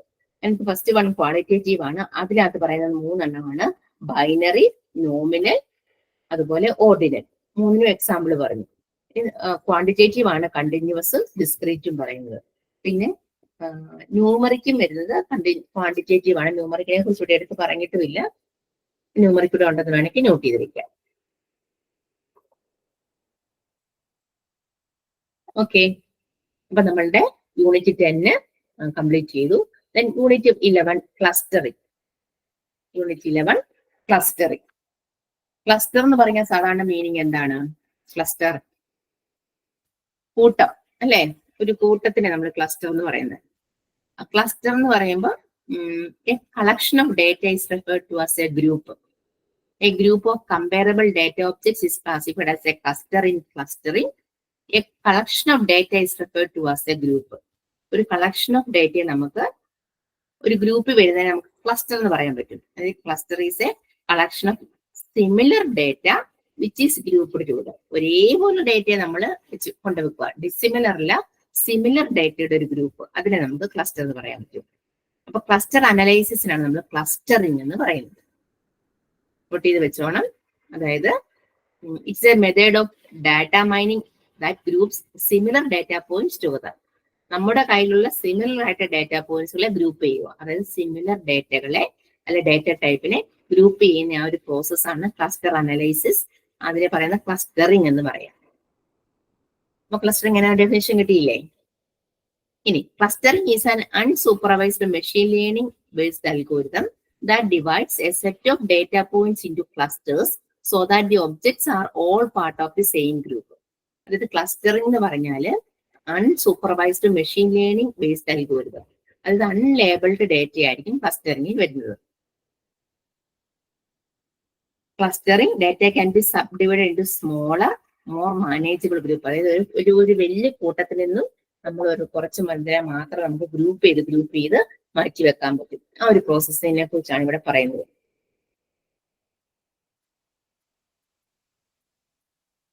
ഇത് അൺലേബിൾഡ് ഡേറ്റ ആയിരിക്കും ക്ലസ്റ്ററിംഗിൽ വരുന്നത്. എന്ന് പറഞ്ഞാൽ അൺസൂപ്പർവൈസ്ഡ് ഡേറ്റ എന്ന് പറഞ്ഞാൽ സെറ്റ് ഓഫ് ഇമേജസ് വരാം, അല്ലേ, അല്ലെങ്കിൽ കാറ്, പ്ലാന്റ്, അങ്ങനെയൊക്കെ ഏതെങ്കിലും ഒരു ഗ്രൂപ്പായിട്ട് ഡിസ്പ്ലേ ചെയ്ത് വരാം. അതിൽ നിന്നോട് നമ്മൾ സിമിലർ ആയിട്ടുള്ളതിന് ക്ലസ്റ്റർ ചെയ്യുക, ഗ്രൂപ്പ് ആക്കുക. Data mining cluster analysis refers to the process of identifying grouping of items that are similar in some respects but differ from one another in another respect. അതായത് cluster is a grouping of comparable items that belong to the same category. ഒരേ കാറ്റഗറിയിൽ വരുന്ന compare ചെയ്യാൻ. ഇപ്പൊ age എന്ന് പറയുന്ന ഒരേ category, same കാറ്റഗറിയാണ് age. പക്ഷെ ഏജിനെ തന്നെ നമുക്ക് പലതായിട്ട് ഗ്രൂപ്പ് ചെയ്ത് വെക്കത്തില്ലേ? അതായത് എന്താ, കുട്ടികൾ, ചിൽഡ്രൻ തന്നെ, അല്ലെങ്കിൽ ഈ ടീനേജ് ആയിട്ടുള്ളവരുടെ, യങ് ആയിട്ടുള്ളവരുടെ, പിന്നെ 50 വയസ്സിന് മേളിലുള്ളവരുടെ, പിന്നെ കുറച്ചുകൂടി ഓൾഡ് ആയിട്ടുള്ളവരുടെ, അങ്ങനെ നമുക്ക് പലതരത്തിൽ. പക്ഷെ ഏജ് എന്ന് പറയുന്ന ഒരു ഗ്രൂപ്പാണ്. അങ്ങനെ നമുക്ക് എടുക്കുന്നതിനാണ് ഈ ക്ലസ്റ്റർ എന്ന് ഉദ്ദേശിക്കുന്നത്. It's a technique for dividing large collections of data or objects into smaller groups called clusters. ക്ലസ്റ്ററിന്റെ ഇൻട്രൊഡക്ഷൻ ആണ് ആദ്യത്തെ നോട്ടിൽ പറഞ്ഞിരിക്കുന്നത്. നെക്സ്റ്റ് പറഞ്ഞിരിക്കുന്നത് uses for cluster analysis in data mining. അതിന്റെ യൂസസ് എന്തൊക്കെയാണ്? Data clustering analysis as a wide range of application including image processing, data analysis, pattern identification, market research. ഇവിടെയെല്ലാം നമുക്ക് ക്ലസ്റ്ററിംഗ് യൂസ് ചെയ്യാം. അതായത് എന്താ, ഇമേജ് പ്രോസസ് ചെയ്യുന്നിടത്ത് ഒരേപോലത്തുള്ള image, അവിടെ നമുക്ക് ക്ലസ്റ്ററിംഗ് യൂസ് ചെയ്യാം. ഡേറ്റ അനലൈസ് ചെയ്യുന്നിടത്ത് പാറ്റേൺ ഐഡന്റിഫിക്കേഷൻ. ഇപ്പൊ പാറ്റേൺ ഐഡന്റിഫിക്കേഷൻ ആണ് അടുത്ത പറയുന്നുണ്ട്. Information can be discovered more easily by classifying online files using clustering in data mining. Additionally, it's employed in decision detection software ആയിട്ടും use ചെയ്യാം. If the credit card is being used fraudulently, the pattern of deceit can identified using clustering in database. അതായത് data mining. Credit card fraudulently use ചെയ്യുകയാണെങ്കിൽ, credit card എന്നാന്നറിയാം, pattern ആണെങ്കിൽ pattern, അതായത് അതിനകത്ത് ഒരു pattern ഒക്കെ ആയിരിക്കുമല്ലോ. ഇപ്പൊ ഡേറ്റ മൈനിങ്ങിലെ ക്ലസ്റ്ററിംഗ് ഉപയോഗിച്ച് നമുക്ക് ആ പാറ്റേൺ കണ്ടെത്താൻ പറയും. അങ്ങനെ ഫ്രോഡിനെ നമുക്ക് തിരിച്ചറിയാൻ പറ്റുമെന്നാണ് പറയുന്നത്. അങ്ങനെ പല മേഖലകളിൽ ഈ ഡേറ്റ മൈനിങ് ക്ലസ്റ്ററിംഗ് യൂസ് ചെയ്യുന്നു. അവിടെയൊക്കെ ആ ഒരു ഇതേ പറയുന്നത്. പിന്നെ applications of cluster analysis in data mining. അതിന്റെ ആപ്ലിക്കേഷൻസ് എന്തൊക്കെയാണെന്ന് പറയുന്നത്? It includes data analysis, market research, pattern identification, image processing. പിന്നെ it aids marketers to identify distinct customer segments based on their customers' purchasing habits. They are able to classify their clients. അതായത് കസ്റ്റമേഴ്സിനെ അടിസ്ഥാനമാക്കി different വിഭാഗങ്ങളെ identify ചെയ്യാനൊക്കെ നമുക്ക് help ചെയ്യാൻ പറ്റും. അതുപോലെ it aids data discovery by assigning documents on internet. ഇന്റർനെറ്റിൽ ഡോക്യുമെന്റ്സ് ഒക്കെ നൽകിക്കൊണ്ട് ഡാറ്റ നമുക്ക് അസൈൻ ചെയ്യാൻ ക്ലസ്റ്ററിംഗ് യൂസ് ചെയ്യുക. അതുപോലെ പ്ലാന്റ്സ് ആൻഡ് ആനിമൽസ് ടാക്സോണമിസിയിൽ ക്ലാസിഫൈ ചെയ്യാൻ വേണ്ടി, അല്ലെ, അവരുടെ വർഗീകരണങ്ങൾ കണ്ടുപിടിക്കാനും ബയോളജിയിലൊക്കെ നമുക്ക് ക്ലസ്റ്ററിംഗ് യൂസ് ചെയ്യാം. അതുപോലെ എയർത്തിന്റെ ഒബ്സർവേഷൻ ഡേറ്റാബേസ് യൂസ് ചെയ്തുകൊണ്ട് അതൊക്കെ ചെയ്യാൻ നമുക്ക് സിമിലർ അല്ലെ ഡിസിമിലർ ആയിട്ടുള്ള റീജിയനുകളൊക്കെ കണ്ടുപിടിക്കാൻ ക്ലസ്റ്ററിംഗ് യൂസ് ചെയ്യാനാണ് പറയുന്നത്.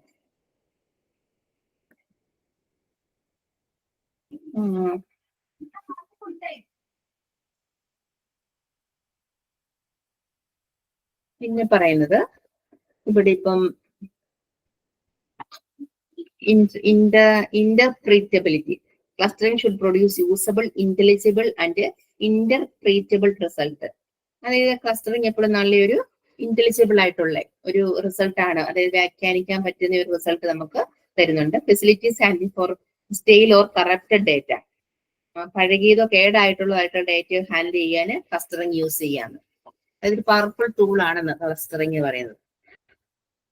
പിന്നെ ഡേറ്റ എപ്പോഴും most of time data is jumbled and unorganised, അല്ലെ? ഡേറ്റ എപ്പോഴും അൺഓർഗനൈസ്ഡ് ആയിട്ടായിരിക്കുമല്ലോ കിടക്കുന്നത്. അപ്പൊ അതിനെ ഫാസ്റ്റ് ആയിട്ട് അനലൈസ് ചെയ്യുക, അപ്പൊ അതിനുവേണ്ടി പാർട്ടീഷനിങ് മെത്തേഡ് യൂസ് ചെയ്യാന്ന് പറയും ഇവിടെ പറയുന്നുണ്ട്. അപ്പം ഇവിടെ പറയുന്നത് അതിന്റെ ഹൈ ഡയമെൻഷനിലായിരിക്കും. ഡിസ്കവറി ഓഫ് ആട്രിബ്യൂട്ട്സ് പറയുന്നുണ്ട്. Usability of algorithms using while dealing with various types of data. And then clustering scalability. Last one, categorization of major clustering methods. അപ്പൊ ക്ലസ്റ്ററിംഗ് മെത്തേഡ്സ് ഇനി നോക്കിയാൽ മതി. അപ്പൊ ക്ലസ്റ്ററിംഗ് എന്നാണ് ഇൻട്രൊഡക്ഷൻ മാത്രം അവിടെ പഠിച്ചു വെക്കുക. പിന്നെ ക്ലസ്റ്ററിംഗിന്റെ ആപ്ലിക്കേഷൻ. അതിനുശേഷം പറയുന്നത് clustering methods.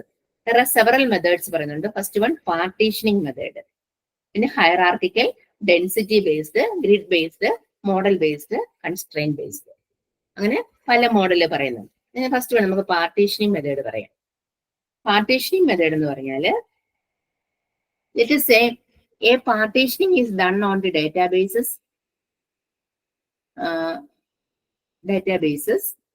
B objects in this method. അതായത്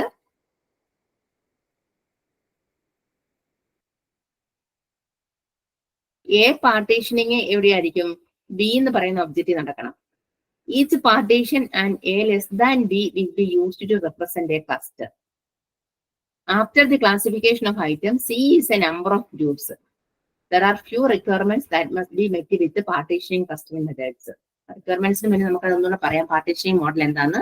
അപ്പൊ ഒരു ഡേറ്റാബേസിന്റെ B ഒബ്ജക്റ്റുകളിൽ A പാർട്ടീഷൻ നടത്തുക. അപ്പൊ അത് ഒരു ഡേറ്റാബേസ് എടുക്കുക, അതിനകത്ത് B ഒബ്ജക്റ്റ് കാണും, അവിടെ നിന്നുകൊണ്ട് നമ്മൾ A പാർട്ടീഷനിങ് നടത്തുക. അപ്പൊ ഓരോ പാർട്ടീഷൻ നമ്മൾ A less than B use ചെയ്യും, നല്ല അവിടെ ചെയ്യാൻ പറ്റുള്ളൂ. അപ്പൊ നമുക്ക് C എന്ന് പറയുന്ന നമ്പർ ഓഫ് ഗ്രൂപ്പുകൾ കിട്ടും. അതാണ് പാർട്ടീഷനിങ് മെത്തേഡ് കൊണ്ട് ഉദ്ദേശിക്കുന്നത്. അതായത് നമ്മള് ഇപ്പം ഓരോ മെത്തേഡിനെ നമ്മൾ ഡിഫറെന്റ് പാർട്ടാക്കി വെക്കുക.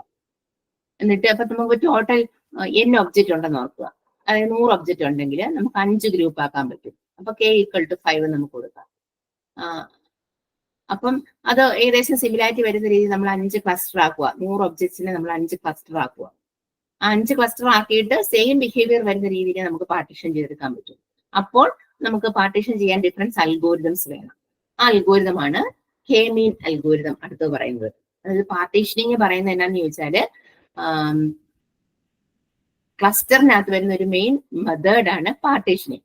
അപ്പൊ നമുക്ക് എന്തായാലും ബിഗ് ഡാറ്റാ സെറ്റിനെ പാർട്ടീഷൻ ചെയ്തെടുത്താലേ ക്ലാസിഫൈ ചെയ്യാൻ പറ്റത്തുള്ളൂ. അപ്പൊ ക്ലാസിഫൈ ചെയ്യുന്നത് എങ്ങനെയാന്ന് ചോദിച്ചാല് ഇങ്ങനെ പാർട്ടീഷൻ മെത്തേഡുകൾ അപ്ലൈ ചെയ്യുക. പാർട്ടീഷൻ മെത്തേഡ് എന്ന് പറയുമ്പോൾ നമ്മൾ ഓർക്കും ഇപ്പൊ 100 ഒബ്ജക്റ്റ് ഉള്ള ഒരു ഡേറ്റാബേസിൽ ഉണ്ടെങ്കിൽ നമുക്ക് ആ 100 ഒബ്ജക്റ്റിനെ നമ്മൾ ഇങ്ങനെ എടുത്തിട്ട് എന്ത് ചെയ്യാം, നമുക്കൊരു 5-6 ഗ്രൂപ്പ് ആക്കി വെക്കുക. നമുക്ക് ഏറ്റവും ഡിവൈഡ് ചെയ്യാൻ പറ്റുന്ന രീതിയിൽ അതിനെ സിമ്പിൾ ആയിട്ട് ഗ്രൂപ്പ് ആക്കി വെക്കുക. എന്നിട്ട് ഈ വരുന്ന ഗ്രൂപ്പുകളുടെ ബിഹേവിയർ അനുസരിച്ച് നമ്മൾ പിന്നെയും അതിനെ പാർട്ടീഷൻ ചെയ്യുക. ഇങ്ങനെയൊക്കെ പാർട്ടീഷൻ ചെയ്യാൻ നമുക്ക് അതിനകത്ത് അൽഗോരിതംസ് യൂസ് ചെയ്യണം. അപ്പം അതിന് യൂസ് ചെയ്യുന്ന ഒരു അൽഗോരിതമാണ് K അൽഗോരിതം, K-മീൻ അൽഗോരിതം. അപ്പൊ ഇവിടെ അതിന് മുന്നേ പറയുന്നുണ്ട് there are a few requirements that must be met. നമുക്ക് കുറച്ച് റിക്വയർമെന്റ്സ് വേണം. only one group should have a single objective at any given time. അതായത് ഏത് സമയത്ത് നമുക്ക് ഒരു ഗ്രൂപ്പിന് മാത്രമേ ഒരു സിംഗിൾ ഒബ്ജക്റ്റ് ഉണ്ടാവാൻ പാടത്തുള്ളൂ. പിന്നെ there should be no organization that does not have a single goal. ഒരു ഗോളും ഇല്ലാത്ത ഒരു ഓർഗനൈസേഷനും ഉണ്ടാവരുത്. എന്തെങ്കിലും ഒരു ഗോളുള്ള ഓർഗനൈസേഷൻസ് വേണം. എങ്കിൽ മാത്രമേ വെൻ പാർട്ടീഷനിങ് ക്ലസ്റ്ററിംഗ് മെത്തേഡ് നമുക്ക് അവിടെ യൂസ് ചെയ്യാൻ പറ്റത്തുള്ളൂ. if we provide the number of partitions upfront, there will be a initial partition. അതായത് നമ്പർ ഓഫ് പാർട്ടീഷൻസ് ഒരുപാടുണ്ടെങ്കിൽ വന്നു നിന്നാൽ നമ്മൾ ഇനിഷ്യൽ പാർട്ടീഷൻ പിന്നെ നമുക്ക് ഉണ്ടാവും. പിന്നെ iterative relocation of is A strategy that involves moving an object from one group to another in order to enhance partitioning. നമ്മൾ iterations പോലുള്ള സ്റ്റെപ്പുകളൊക്കെ യൂസ് ചെയ്യണം എന്നാണ് പറയുന്നത്. ഐട്രേഷൻസ് പോലുള്ള സ്റ്റെപ്പുകൾ യൂസ് ചെയ്യുക. K-മീൻസ് അൽഗോരിതം അവിടെ യൂസ് ചെയ്യാം പാർട്ടീഷനുകൾ. It's A type of square error algorithm. എഴുതി വെച്ചോണം. K-മീൻസ് അൽഗോരിതം എന്ന് പറഞ്ഞാൽ it's A type of square error algorithm. Clustering by K-means is a machine learning and data science problem solving techniques that utilizes an unsupervised learning method. അതായത് unlabelled ഡേറ്റയാണ് use ചെയ്യുന്നത്.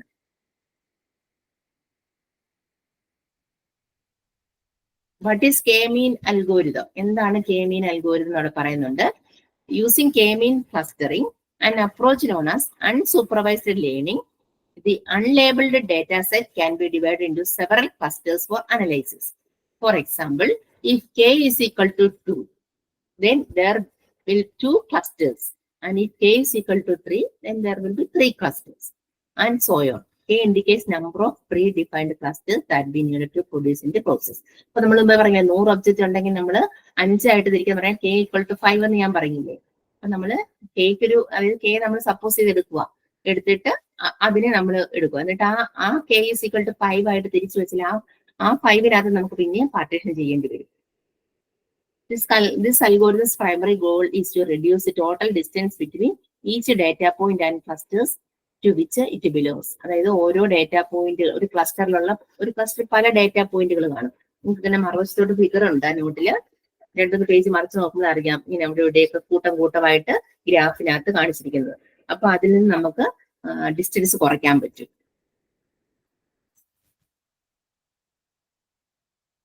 അതായത് ഇപ്പൊ K algorithm എന്നാന്ന് ചോദിച്ചാൽ നമുക്ക് n ഒബ്ജക്റ്റിനെ നമ്മൾ k ഗ്രൂപ്പുകളായിട്ട് തിരിക്കുക. n ഒബ്ജക്റ്റ് 100 ഒബ്ജക്റ്റിനെ നമ്മൾ 5 ഗ്രൂപ്പായിട്ട് തിരിക്കുക. അതാണ് n ഒബ്ജക്റ്റിനെ നമ്മൾ k ഗ്രൂപ്പുകളായിട്ട് തിരിക്കുക. ഇവിടെയുള്ള ഓരോ ഒബ്ജക്റ്റ് തമ്മിൽ സിമിലാരിറ്റീസ് കാണും. ഇത് connection between objects within the group അല്ലെ, അവ തമ്മിൽ കണക്ഷൻസ് കാണും. അതിന് നമ്മൾ ഇൻട്രാ ക്ലസ്റ്റർ എന്ന് പറയാം. ആൻഡ് അത് ഹൈ ആയിരിക്കണം. പിന്നെ similarities of between them 2 groups, 2 ഗ്രൂപ്പുകൾ തമ്മിൽ സിമിലാരിറ്റീസ് കാണും. അത് നമ്മൾ ഇന്റർ ക്ലസ്റ്റർ എന്ന് പറയും. അത് ലോ ആയിരിക്കണം. ഇങ്ങനെ വേണം ഗ്രൂപ്പിനെ ഐഡന്റിഫൈ ചെയ്യേണ്ടത്. കെ മീൻസ് അൽഗോരിതം പറയുന്നത് ഇങ്ങനെയാണ്.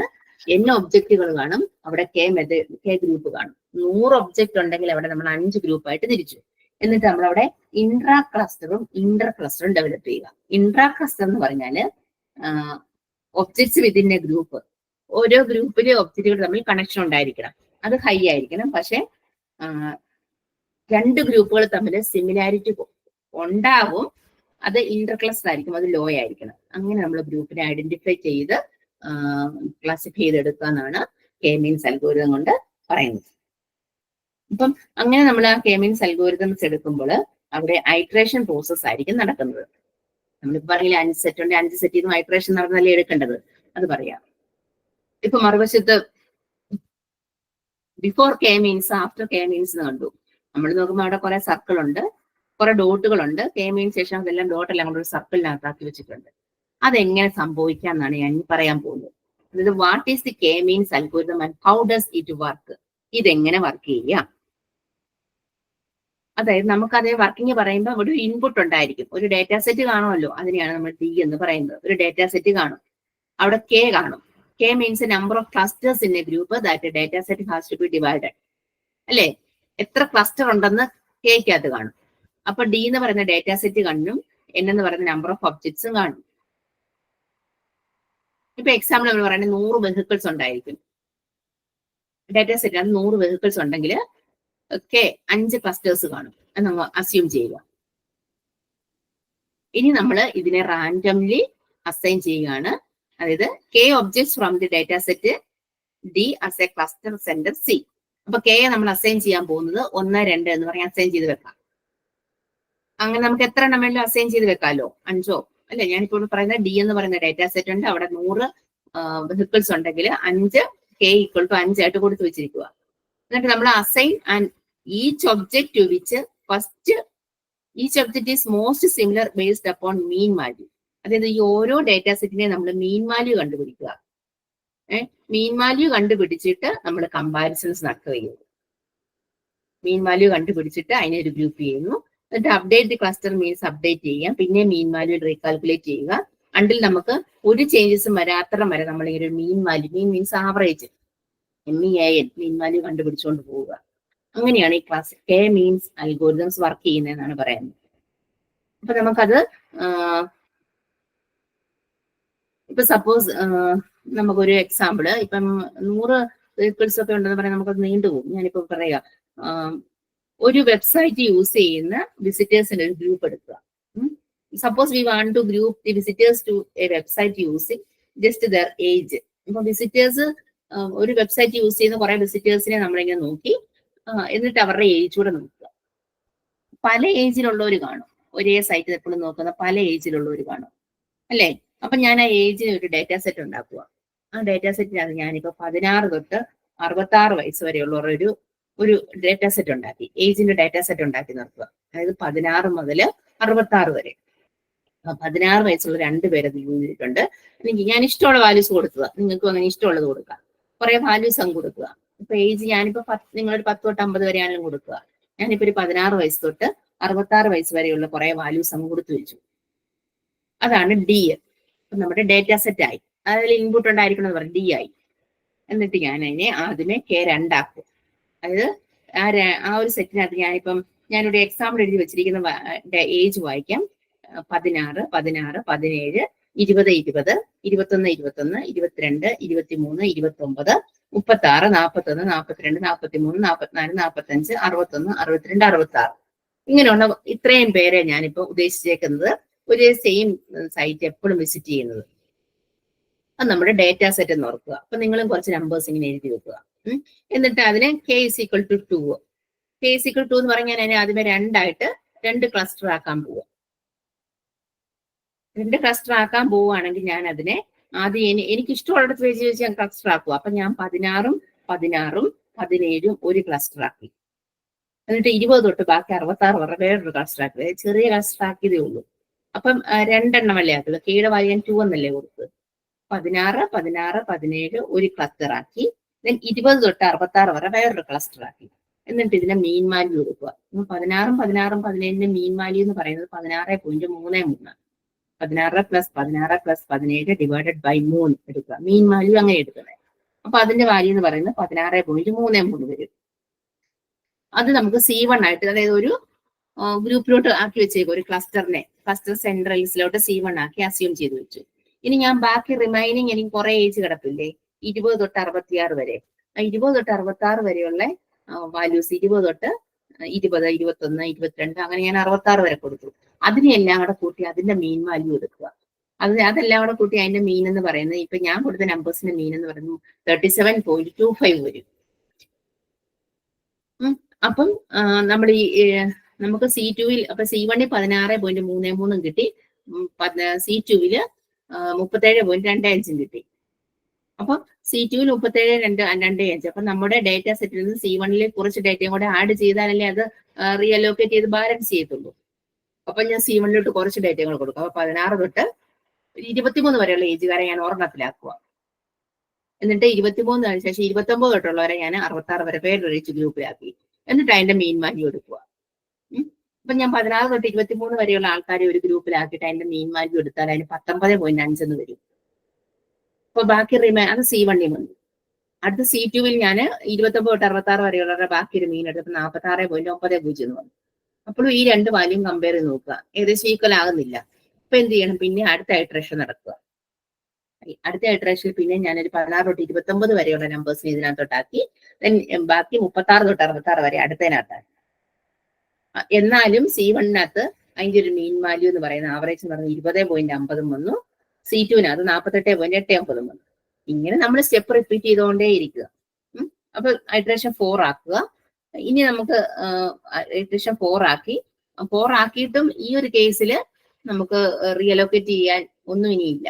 ഞാൻ ഏകദേശം ഈക്വൽ ആയിട്ട് തന്നെ വെച്ചിട്ടും എനിക്ക്, കാരണം ഏജ് അല്ലേ, ഏജ് വരുമ്പോൾ നമ്പറിങ് കൂടുതൽ വരുമ്പോൾ പിന്നെയും അതിന്റെ മീൻ വാല്യൂ വ്യത്യാസപ്പെട്ടേ വരത്തുള്ളൂ. C1, C2-ൽ 2, അതായത് ഞാൻ K2 ആയിട്ട് എടുത്തേക്കുന്നത്. അപ്പൊ ഐട്രേഷൻ 3, 4 ചേഞ്ചസ് ഒന്നും വന്നില്ല, നമുക്ക് സെയിം ആയിട്ട് തന്നെ നിൽക്കാം. സോ നമുക്ക് അൽഗോരിതം സ്റ്റോപ്പ് ചെയ്യാം. എന്നിട്ട് നമുക്ക് 16 മുതൽ 29 വരെയുള്ള ഒരു ഏജിനെ ഒരു ക്ലസ്റ്റർ ആക്കി എടുക്കാം. 36 മുതൽ 66 വരെയുള്ള ഏജിനെ വേറൊരു ക്ലസ്റ്റർ ആക്കി എടുക്കാം.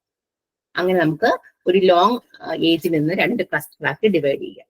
16 മുതൽ 36 വരെയുള്ളവരെ, അല്ലെ 16 മുതൽ 29 വരെയാണ്, 29 വരെയുള്ളവരെ നമ്മൾ ഒരു ക്ലസ്റ്ററിലോട്ട് അസൈൻ ചെയ്ത് വെച്ചു.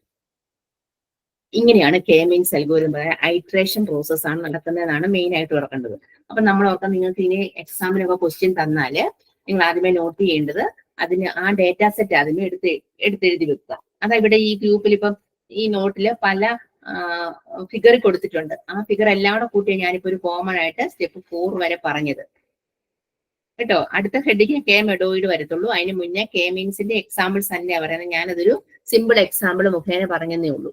അപ്പൊ നമുക്ക് ഇങ്ങനെ ഒരു കെ മീൻ അൽഗോരിതം എങ്ങനെയാണ് ചെയ്യുന്നതെന്ന് ചോദിച്ചാല് അതൊരു ഐട്രേഷൻ പ്രോസസ്സാണ്. അതായത് റിപ്പീറ്റ് ചെയ്ത് നോക്കുക. അതായത് നമുക്കൊരു ഡേറ്റ സെറ്റ് ആദ്യമേ വേണം. ആ ഡേറ്റ സെറ്റിൽ ഞാനിപ്പോ ഉദ്ദേശിച്ചത് ഏജിന്റെ ഒരു ഗ്രൂപ്പ് എടുത്തു അല്ലെ. അപ്പൊ 16 മുതൽ 66 വയസ്സ് വരെയുള്ള ഒരു ഗ്രൂപ്പ് എടുത്തു. എന്നിട്ട് ചില ഏജ് റിപ്പീറ്റ് ചെയ്ത് വരാം. നമുക്ക് ഇഷ്ടമുള്ള നമ്പേഴ്സ് കൊടുക്കുക. നമുക്ക് ഇഷ്ടമുള്ള നമ്പേഴ്സ് കൊടുക്കുക. 16 66 ഇടയ്ക്ക് ഉള്ള ഇഷ്ടമുള്ള ഏജ് അങ്ങ് കൊടുത്തിട്ട് ഞാൻ അതിനെ കെ എന്തായിട്ട് എടുത്തു, അതായത് 2 ആയിട്ട് 2 ക്ലസ്റ്റർ ആക്കാൻ ഉദ്ദേശിക്കുന്നുള്ളൂ. 3 ക്ലസ്റ്റർ ആണെങ്കിൽ 3 ആയിട്ട് എടുക്കണം. അപ്പൊ 3 തവണ മീൻ കണ്ട് ഓരോ ഐട്രേഷനിലും 3 തവണ മീൻ കാണേണ്ടി വരും. ഇവിടെ 2 തവണ മീൻ കാണും. ആദ്യം ഞാൻ കുറച്ച് നമ്പേഴ്സ് വെച്ച് ഒരു മീൻ കണ്ടു, പിന്നെ ബാക്കി ബിഗ് നമ്പേഴ്സ് വെച്ച് മീൻ. അതായത് ഇത് രണ്ടും ഏകദേശം ഈക്വൽ ആകുന്നത് എവിടെ വരെയാണെന്ന് വരെ നമുക്ക് പോകണം. ഈക്വൽ ആകുന്നത് എവിടെ വരെയാണെന്ന് പോയാൽ നമുക്ക് കുറേ അങ്ങ് പോകേണ്ടി വരും. പക്ഷെ നമ്മുടെ ഏജിനെ സംബന്ധിച്ച് നമുക്ക് ഏജ് മുന്നോട്ട് പോകുന്നതും കൂടിക്കൂടി വരെ മീൻ വാല്യൂസിന് വ്യത്യാസം വരുന്നില്ലല്ലോ അല്ലെ. അതുകൊണ്ട് ഞാൻ ഐട്രേഷൻ 4 വരെ നോക്കിയിട്ടും എനിക്ക് മീൻ വാല്യൂ ഒരേപോലെ വരുന്നില്ല. മീൻ വാല്യൂ ഒരേപോലെ വരണം എന്നാണ് പറയുന്നത്. ഒരേപോലെ വന്നിട്ട് നമുക്ക് ഈക്വൽ ആയിട്ട് ക്ലസ്റ്റർ ആക്കാം. ഇവിടെ വന്നില്ലെങ്കിലും നമ്മൾ 2 ക്ലസ്റ്ററിലാക്കി. അതായത് 16 മുതൽ 36 വയസ്സ് വരെയുള്ള ഒരു ക്ലസ്റ്ററിലും 41 തൊട്ട് 66 വരെയുള്ള ഒരു അടുത്ത ക്ലസ്റ്ററിലും ആക്കി വെച്ചു. അങ്ങനെ നമുക്ക് ഡേറ്റയെ ക്ലാസിഫൈ ചെയ്യാം, അല്ല സോറി ക്ലസ്റ്ററിങ് ചെയ്യാം എന്നാണ് ക്ലസ്റ്റർ എന്നുള്ള ആ ഒരു പോയിന്റ് കൊണ്ട് ഉദ്ദേശിക്കുന്നത്. ആ ഒരു സ്റ്റെപ്പാണ് ഇവിടെ ഈ ഗ്രാഫ് മുഖേനയാ പറഞ്ഞിരിക്കുന്നത് നോട്ടില് കേട്ടോ. ആ ഗ്രാഫ് അതായത് ഡിവൈഡ് ചെയ്ത് പോകുന്നതാണ്. പെട്ടെന്ന് നമുക്ക് നോക്കുമ്പോഴത്തേനും ഈ കളർ പ്രിന്റ് ആണെങ്കിൽ നമുക്ക് പിന്നെ ഇച്ചിനോടെ പിടികിട്ടും.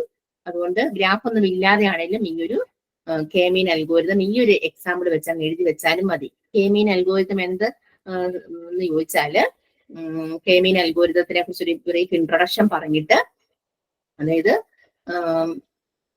കെ മീൻസ് പറഞ്ഞാൽ നമുക്കറിയാം എൻ ഒബ്ജക്റ്റിൽ നമ്മൾ കെ ഗ്രൂപ്പിനെ ഡിവൈഡ് ചെയ്തെടുത്തോണ്ട് ഈക്വൽ ക്ലസ്റ്റർ ആക്കി ഡിവൈഡ് ചെയ്യുന്നത് ഒരു ക്ലസ്റ്ററിംഗ് പ്രോസസ് ആണ് ആദ്യമേ എഴുതണം. അപ്പൊ ക്ലസ്റ്റർ എന്നാന്ന് ആദ്യമേ ഒരു ഇൻട്രൊഡക്ഷൻ കൊടുക്കണം. എന്നിട്ട് കെ മീൻസിനെ കുറിച്ച് എഴുതണം. എന്നിട്ട് ഒരു ഏജിന്റെ ബേസിൽ ഒരു വെബ്സൈറ്റ് വിസിറ്റ് ചെയ്തവരുടെ ഏജിന്റെ ബേസിൽ അതിനെ ക്ലസ്റ്റർ ചെയ്യുന്നത് നിങ്ങൾക്ക് ഇഷ്ടമുള്ള വാല്യൂസ് കൊടുത്ത് നോക്കുക.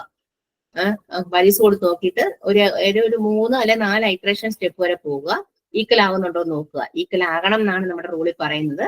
ഈക്വൽ ആയില്ലെങ്കിൽ നമ്മൾ കൊടുക്കുന്ന വാല്യൂസിനെ ബേസ് ചെയ്തിരിക്കും ഈക്വൽ ആകുമോ ഇല്ലെന്ന്. അപ്പൊ ചിലത് ഈക്വൽ ആകും. ഈക്വൽ ആയില്ലെങ്കിൽ നമുക്ക് ഒരു തീരുമാനത്തിലെത്താൻ പറ്റും, ഒരു ഹൈപ്പോത്തസിസിലെത്താൻ പറ്റും. ഇങ്ങനെ ഇത്രയും വരെയുള്ളതിനെ ഞാൻ ഒരു ക്ലസ്റ്ററിലാക്കും, ഇത്രയും വരെയുള്ളതിനെ ഞാൻ വേറൊരു ക്ലസ്റ്ററിലാക്കും എന്നുള്ളത് നോട്ട് ചെയ്ത് വെക്കും. അത്രയും എലാബറേറ്റ് ചെയ്ത് എഴുതിയാൽ 5 മാർക്കിനൊക്കെ ചോദിക്കുന്ന ഒരു ക്വസ്റ്റ്യൻ ആയിരിക്കും. അപ്പൊ ക്വസ്റ്റ്യനകത്ത് വാല്യൂസ് തന്നിരിക്കും. പ്രീവിയസ് ക്വസ്റ്റ്യൻ പേപ്പറിൽ വാല്യൂസ് തന്നിട്ടില്ലെന്ന് തോന്നുന്നു. നമ്മുടെ ഒരു എക്സാമ്പിൾ വെച്ച് അങ്ങനെ എക്സ്പ്ലെയിൻ ചെയ്ത് എഴുതിയാൽ മതി. ഓക്കെ, നെക്സ്റ്റ് നമുക്ക് ഇതിനകത്ത് പറയാൻ കിടക്കുന്നത് കെ മെഡോയിഡ് ആണ്. കെ മെഡോയിഡും പിന്നെ ഔട്ട്ലയർ ഒക്കെ ഡിറ്റക്ട് ചെയ്യുന്ന ക്വസ്റ്റ്യൻസും ആണ് ഇതിനകത്ത് വരുന്നത്. അപ്പൊ ഇത് അത് തൊട്ട് പിന്നെ യൂണിറ്റ് 12 കൂടി ഉള്ളൂ. നമുക്ക് നാളത്തെ ക്ലാസ് കൊണ്ട് യൂണിറ്റ് 12 യൂണിറ്റ് 11 ബാക്കി പോർഷൻസും കംപ്ലീറ്റ് ചെയ്യും. അപ്പൊ ഇന്ന് പഠിച്ച ഒന്നുകൂടെ ഞാൻ എടുത്തു പറയുകയാണ്. ഇന്നത്തെ ക്ലാസ്സിൽ പറഞ്ഞിരിക്കുന്നതൊക്കെ ഇമ്പോർട്ടന്റ് ആയിട്ടുള്ള കാര്യമായിരുന്നു. ക്ലാസിഫിക്കേഷൻ ആണ്. ക്ലാസിഫിക്കേഷനകത്ത് ഡേറ്റ മൈനിങ് പ്രോസസ്സിൽ ഡേറ്റ എങ്ങനെ ക്ലാസിഫൈ ചെയ്യാം 2 ടൈപ്സ് പറഞ്ഞു. അതാണ് ഡിസിഷൻ ട്രീയും SVM-ഉം. അതിന് മുന്നേ നമ്മൾ ഒരു പോസിറ്റീവ് ആയിട്ടുള്ള പോസിറ്റീവ് എടുക്കുക, നെഗറ്റീവ് ആയിട്ടുള്ള നെഗറ്റീവ് മെട്രിക്സ് രീതിയിൽ പറഞ്ഞിട്ടുണ്ട്. അതുകൂടെ ഒന്ന് നോട്ട് ചെയ്യുക. അതാണ് 10 ചാപ്റ്ററിൽ പറയുന്നത്. പിന്നെ 10 ചാപ്റ്ററിൽ പറഞ്ഞിരിക്കുന്നത് ആട്രിബ്യൂട്ട്സിനെ ക്ലാസിഫൈ ചെയ്തിരിക്കുന്നത് എങ്ങനെയാണ്, നോർമിനല്, കാർഡിനല് അങ്ങനെയുള്ളതിനെ കുറിച്ച് പറഞ്ഞു. പിന്നെ പ്രോബബിലിറ്റിയെ കുറിച്ച് പറഞ്ഞു. ബേസ് അൽഗോരിതം പഠിച്ചു വെച്ചോണം. ബേസ് തിയറും ബേസിൻ ക്ലാസിഫിക്കേഷനും വരുന്നുണ്ട് ഡിസിഷൻ ട്രീക്ക്, അതും പഠിച്ചു വെച്ചോണം. പിന്നെ 10ാമത്തേനകത്ത് ക്ലസ്റ്ററിങ്ങിനെ കുറിച്ചാണ് പറയുന്നത്. ക്ലസ്റ്ററിങ്ങിനകത്ത് ഏതാണ് കെ മീൻ അൽഗോരിതം. കെ മീൻ അൽഗോരിതമേ ഡീപ്പായിട്ട് വരുന്നുള്ളൂ. ബാക്കിയെല്ലാം എന്താണ് അപ്പം അങ്ങനെ ചോദിക്കുമ്പോൾ കെ മീൻ അൽഗോരിതം ചോദിച്ചാലും ഇനി കെ മെഡോയിഡ് ചോദിച്ചാലും നമ്മൾ ആദ്യമേ ക്ലസ്റ്ററിങ് എന്നാന്ന് ഒരു ഇൻട്രൊഡക്ഷൻ കൊടുത്തിട്ട് വേണം എഴുതാൻ.